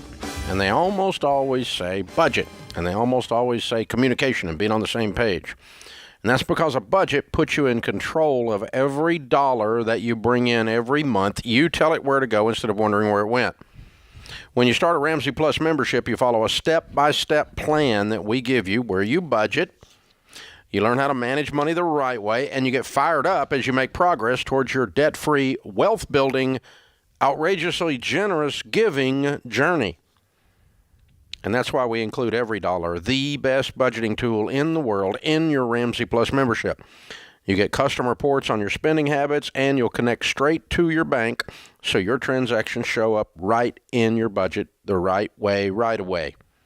And you can try it all for free with a trial to Ramsey Plus, a free trial. Don't wait another day. Start your free trial of Ramsey Plus. Text the word BEGIN to 33789. That's 33789. Text BEGIN to 33789. So Zach Bennett here at Ramsey Solutions is on our radio and video team. One of our producers around here has been with us for a decade plus. He does all the video on the John Deloney Show, too. He's a savant. He's awesome. Yeah. So he sends me the statistics here, these stats. He says, I'm a nerd like you, Dave. Thanks, Zach. 247 debt-free screams on the air this year. This is a slow year because of COVID. The lobby was shut down here, and we spent a month and a half not doing debt-free screams, just taking calls from people that were struggling with getting laid off and all the craziness with the lockdown back in the spring. So debt-free screams were suspended for a little while, so it's an unusually low year. Usually, Kelly, they're about 45 to 50 million a year, roughly. Is that about right? That's about right. In debt-free screams, the total for the year of the people doing the screaming. This year, it's going to be a little less. It's going to be about 28 million. 184 in the lobby, 63 on the phone. Heavy lobby screams, though. Go figure. And average debt paid off per caller. This is interesting. This is numbers I haven't seen before. Take the average of, per debt-free screamer. It was 114,000. Average time that they took to pay off their debt, 30.14 months. We had 18 Ramsey team members who did debt-free screams, totaling $1.4 million. That's cool. 41 states and 2 Canadian provinces were represented in the debt-free screamers. California, 18, Florida, 17, Texas, 16, Illinois, 14, Indiana, 13, Ohio, 12, Pennsylvania, 11, and Tennessee, 10. That's the top 10 of the 167. Was it 167? Is that what I said it was? Where'd it go? 247. Yeah, okay. And he goes month by month through the whole thing. And, of course, we see the drop-off there in April when there was almost no debt-free screams, and that dropped us behind our averages. But that's interesting. 114 over 30 months, all over the United States, and 114,000 average. So that kind of gives you guys that are working on your debt snowball some encouragement to get through it. And we have this little stage here, the debt-free stage. It's waiting on you. 2.5 years. So over 30 years, Dave, what has the secret been? Somebody gets fired up, they take off sprinting. Them and their husband take off sprinting through the woods like a good gazelle. 3 months in. What's the shot in the arm that's going to go 2.5? 2.5 years is a long time, and I'm thinking through it like fixing your marriage, fixing your relationship with your parents. I'm thinking it like weight loss. I know the stats there. 2.5 years is a season. That's a long time. The motivation shifts on the ones that make it. Okay. When people start out, all of us do this, me included, you included. We start out like a cold shower, just screaming Braveheart. Like, right? A cold shower screaming Braveheart. You know what I'm talking about? I'm gonna get that on a T-shirt. You know what I'm talking about? You just gotta run. Just gonna grin it out. I'm just gonna run into this concrete block wall until it falls over. That's right. Right? And that gets you started. That sets a new groove in your brain.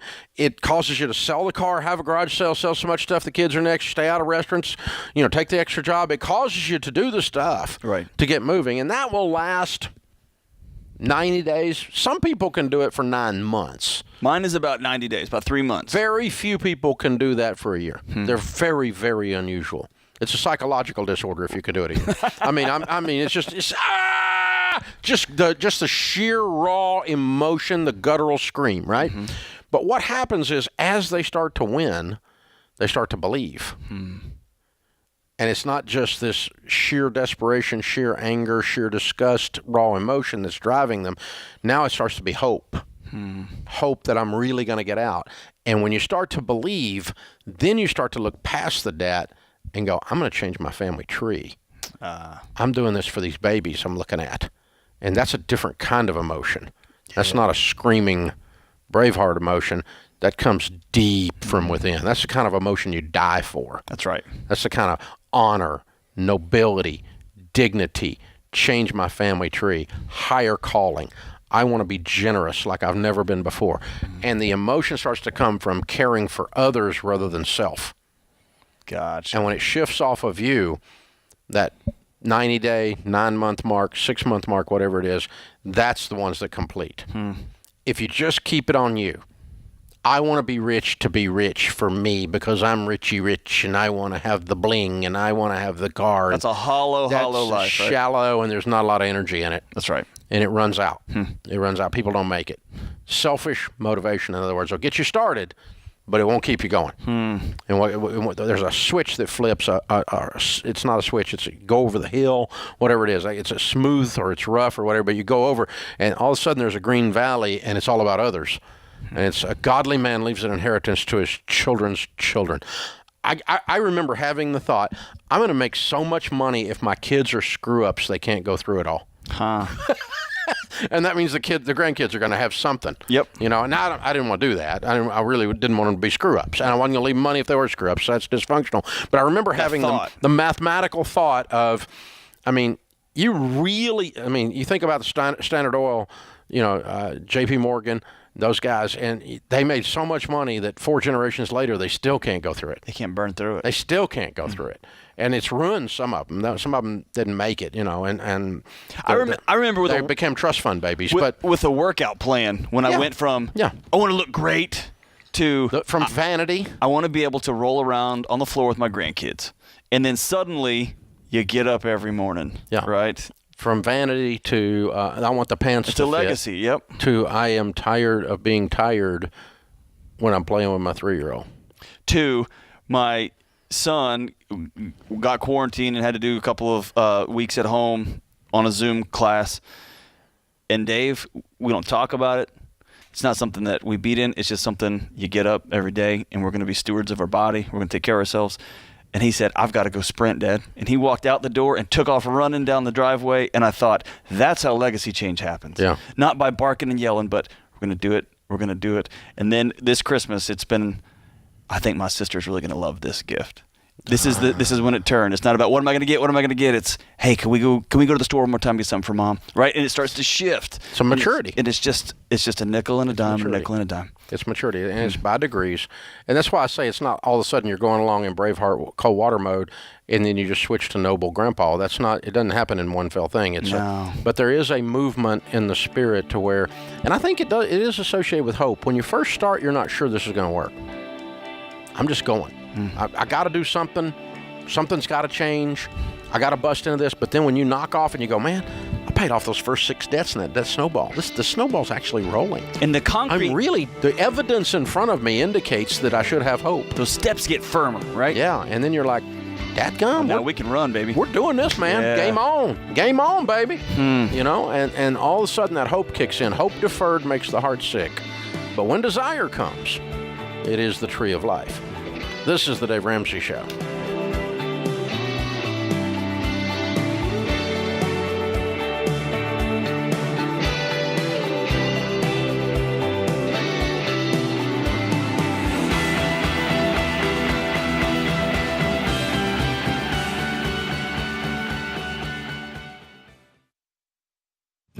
Cliff and I joined Christian Healthcare Ministries because we really liked the concept of Christians sharing each other's burdens.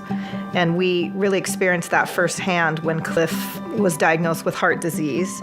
Christian Healthcare Ministries, or CHM, is not health insurance, but rather a federally approved exemption to the healthcare law.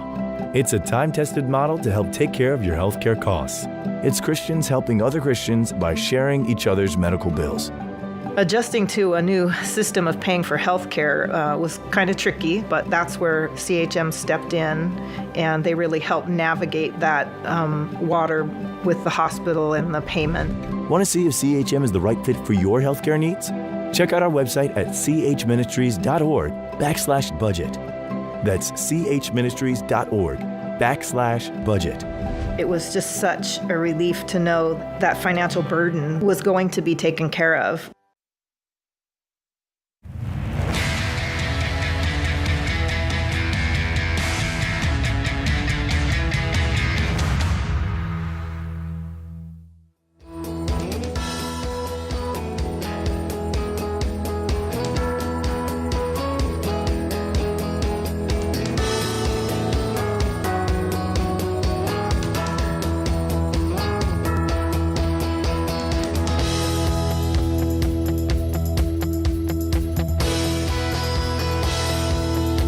Dr. John Deloney, Ramsey Personality, is my co-host. Open phones at 888-825-5225. Derek's in Kansas City. Hi, Derek. How are you?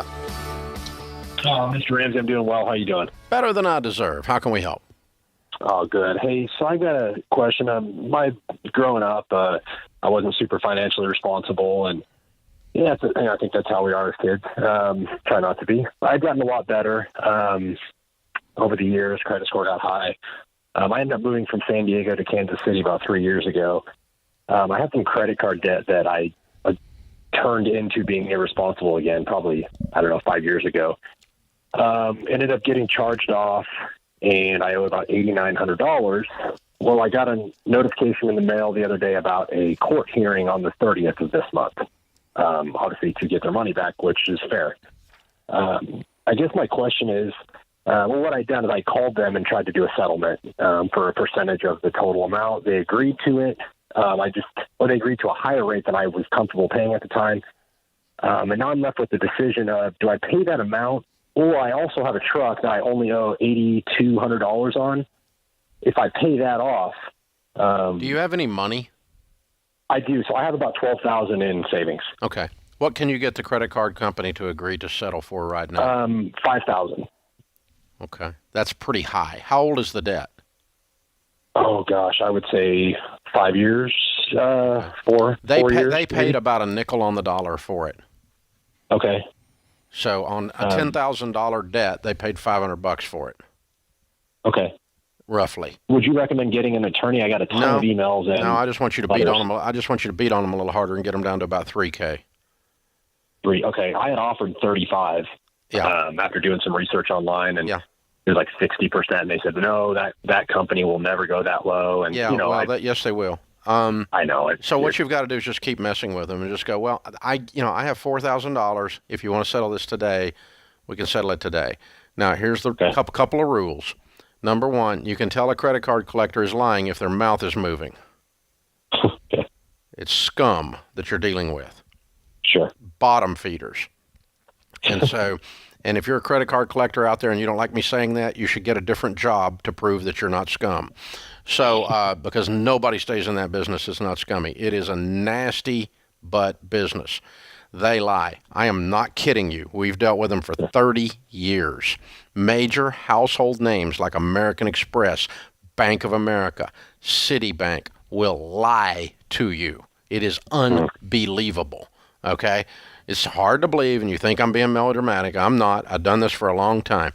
First time or two it happened to me, I was shocked, but it's just the way it is. So get it in writing or it didn't happen. Okay. And if it can be an email, that's fine. But an email from that organization and with the account number on it, and it says this account is settled in full if you pay $4,000 by January 15th or whatever. Okay? Okay. Then you do not. It had been charged off. Rule number one, in writing or it didn't happen. Rule number two is they do not get electronic access to your checking account under any circumstances. Okay. They will clean you out.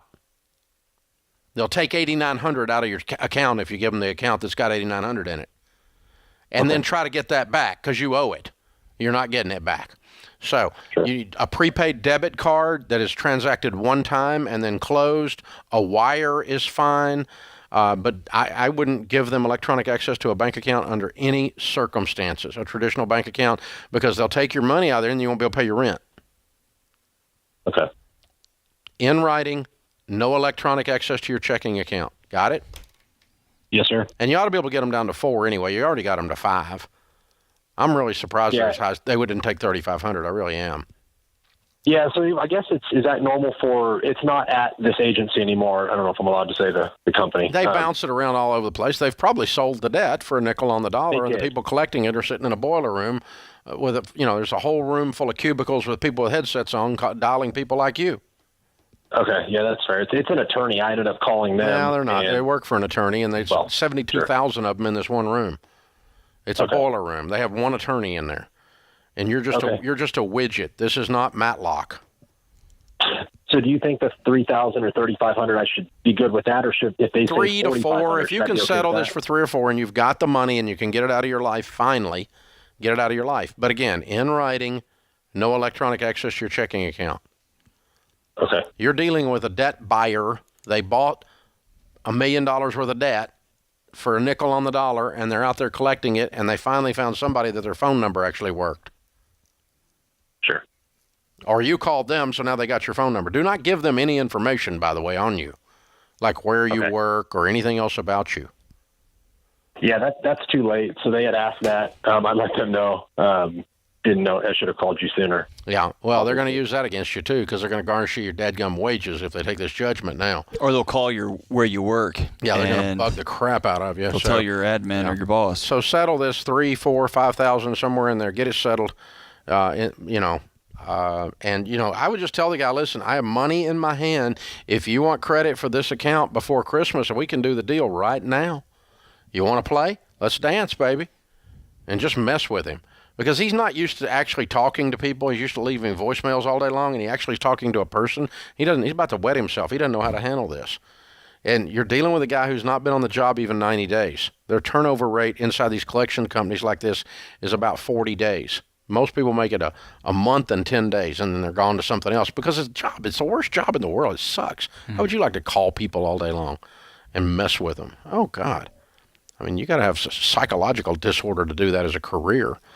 And so, anyway, that's who you're dealing with is some kid in a cubicle 500 miles away with a headset on. Think of every movie you've ever seen. You got it in your head, right? That's the deal. And just mess with them. And that it's not a lawyer. There is a lawyer somewhere in the background, but you're not talking to a lawyer. You're not even talking to a paralegal. You're not even talking to anybody who could pass the first week of a paralegal test. So not even close. So just mess with them and push on through and you'll get there. Emery is with us in Rome, New York. Hi, Emery. How are you? Hi, sir. Thank you for taking my call. Sure. How can we help? Hey, so we're on baby step 7. Yay! We're doing pretty good. Actually, we were going to go to your cruise, and then it got canceled. So that's a bummer. I heard there. about that. Yeah. It was going to be my first cruise, Emery, and such it is. Oh my God! Yeah, we were going to do our debt-free screen and everything. But hey, so my question is, my husband and I are 10 years apart. He already retired from the military, but we both work for still for the military as civilians, and we're having a little bit of a disagreement on when should we retire. I still have 10 years to work for the federal government. He's already eligible for retirement, and we don't know how to negotiate a date on how to retire. Does somebody want to keep working, or does somebody want someone to stop working? Good question. I want to keep working. He wants to stop. He said. Well, why can he not stop and you keep working? What would be wrong with that? I don't know. I didn't feel like that was correct. That I get to keep working and he doesn't. Well, how old are you? 47. How old is he? 57. Okay. So if you have enough money and you're in baby step 7 and he doesn't want to work and you want to, why is that not okay? Yeah, he can I don't know. I guess he can find a hobby. I mean, if you want to, I suggest at 57 that you probably got a few good years left doing something. Maybe you don't keep working there, but you probably ought to do something. Right. It's not good for you to just go fishing for 42 years. You ought to do something with your life, but that's just my opinion. So, if you can afford it, I don't care if you work or not. It's up to you, but I think there's great dignity in work. Amen.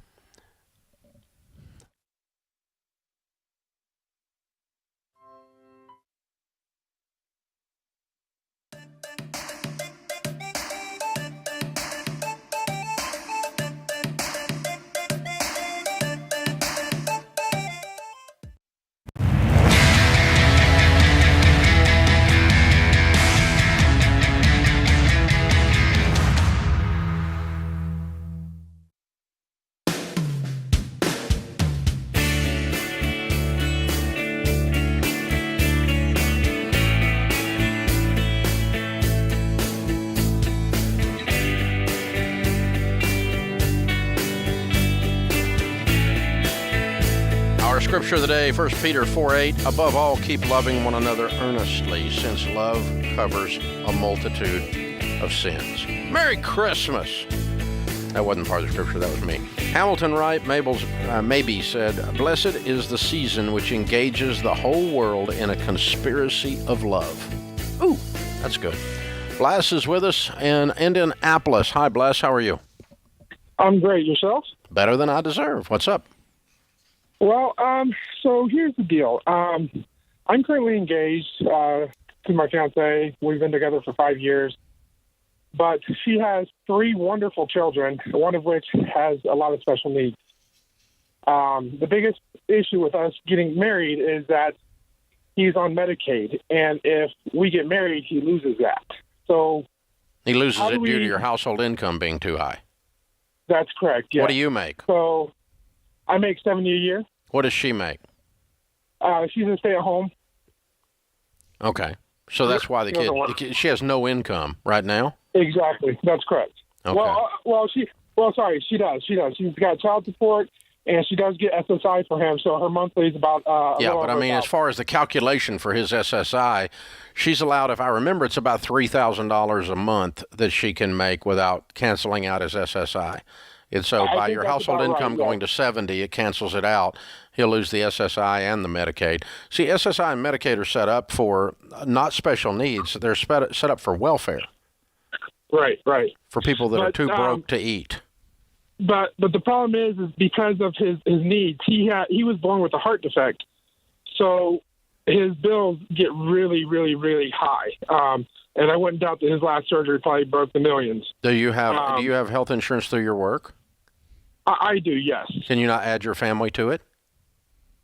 I could, but I'm not sure how that would affect a pre-existing condition.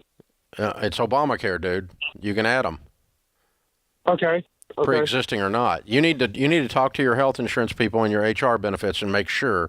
But I think you can add them, your whole family, to your health insurance plan. You make $70,000 a year, and this family of with 3 kids and this lady are your family.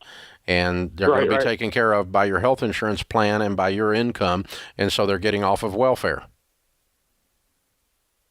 Right. Okay. That's what it means. I mean, I'm not being cold. That's just what it means. Medicaid is for people who don't have an income. It's welfare. Right. And it's not evil. It's not horrible. It's where she was, but we're not going to not get married and live in the same house so we can keep her on welfare. Right. That's morally wrong. So then by us getting married, I can put them on my insurance, and his medical condition should be covered in full, or should be. It should be, but double check that. You don't have to take a radio, guys. That's like you said. It's $1 million question. You don't take my advice on it. You check it out for yourself. But it should be the pre-existing conditions can be added under Obamacare. Now say that it's not covered in full, and we still wouldn't be able to cover the difference. Like if there's like a copay or well, you cover the copay. You can handle a copay. Okay. Yeah. Or what about like the 70-80 split or stuff like that? That's the copay. Okay. Let me tell you. Okay, insurance has 3 numbers, health insurance, and learn about these 3 numbers when you talk to your HR group. Okay. Okay. Number 1 you're familiar with is the deductible. Right. And you pay 100% until you meet the deductible. You know that, right? Right. Number 2 is the copay, and it's typically 80-20. They pay 80%, you pay 20% once you've hit your deductible. The third number is the important one in this discussion that'll give you a lot of peace, and that's called stop loss.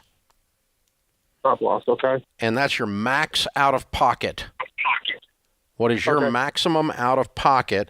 And typically it's going to be who do you work for? What kind of company? Just don't tell me who, but what kind of company do you work for? I'm a truck driver. Okay, for over the road or in town? Regional local. Okay, is the company a trucking outfit? Or do you drive for somebody that's like a Walmart or something like that? Yes, exactly. Okay, so they probably got good insurance. Which means your stop loss, your max out of pocket is probably in the neighborhood of 10 grand, maybe 20 grand. Okay, and so that if this kid goes in and has $1 million surgery, your 80/20, your deductible, everything added up, when it hits that stop loss, it stops and they pay 100% after that. And so if it's $1 million and you have a stop loss of $10,000, you pay $10,000, they pay $990,000. And that's the three numbers you need to understand. And then the last thing you need to understand is, I'm getting married to a lady who has a child with some special needs. What pre-existing conditions are, how does that work with our policy here at work? And let HR tell you that, and let them send you the brochures showing you in writing that this kid is going to be covered after 3 months, or this kid is going to be covered after a year, or this kid is going to be covered from day one.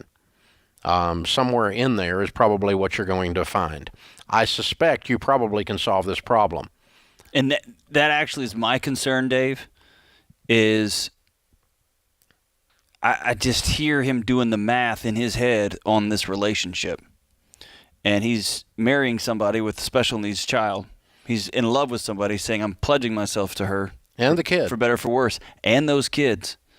And if at the end of the day, before he pulls the trigger and gets married, if he says, well, if that just gets too expensive, then fill in the blank, then he needs to get out and back out and walk away. Well, that's a possible, but I didn't hear that. What I heard was, I want to make sure I can do my job.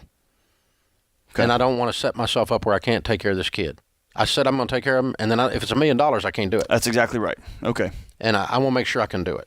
Okay. I'm giving him. That's a much more noble approach than yours how was. I heard it. That's right. But that's okay. It can be either way. You don't. If it is dollars and cents, then walk. And this is the problem, though, with the Medicaid, SSI, the whole welfare system, is it encourages people to not be married. Or it disincentivizes people from, right. Yeah, same thing. The incentive is not to get married because it screws up everything. And or it's seen as a forever instead of a stopgap, right? Yeah, well, and if you don't have another way to cover a child that has a potential $1 million operation, it is forever until you find a way to cover it. That's right. So you got to take care of the babies. But I'm pretty sure that he can get this child insured. Yeah. I might be wrong, but I don't think I am. And especially if he's working for a big regional or a big national company that he happens to be driving truck for. And they probably have a sweet plan. That would be my guess. And even if it's a little bit expensive, do it anyway. Right. Do it anyway. Even if it costs you, $300 more a month, and that hurts a little bit. Do it. Right. That's good. That's good. Because the family that is married and committed economically will out-prosper the family that is shacked up. Statistically, every time. Right. Economists call it the marriage benefit. It actually causes economic lift to be married because, on average, married people make more than shacked up people, household income, on average, nationally. And it could be socioeconomic. It could be what's the cause, what's the effect? You can argue that if you want to. But we do know, statistically, married people make more than shacked up people make on average. And a lot more throughout their life. It's the marriage benefit that's talked about. And so that's what I want for your family long term. But in order to do that, we have to solve the short term potential issue and make sure that this child is cared for, which is a noble thing. Absolutely it is. Very, very good stuff. So I have never in 30 years of being on this air shamed someone for being in Medicaid. And that includes a nursing home for Medicaid. But I will tell you that when you have the opportunity to not be in it, it is your calling to not be in it. So when you have the opportunity to buy long-term care insurance so you don't have welfare nursing home, which is the only way the government pays for it is Medicaid, then you should do that. Right. You should do that. You should take care of yourself so somebody else doesn't have to take care of you. Right. That's pretty basic personal responsibility stuff, and I've said that all along. So where those options are open. That puts this hour of the Dave Ramsey Show in the books. We'll be back with you before you know it. In the meantime, remember, there's ultimately only one way to financial peace, and that's to walk daily with the Prince of Peace, Christ Jesus.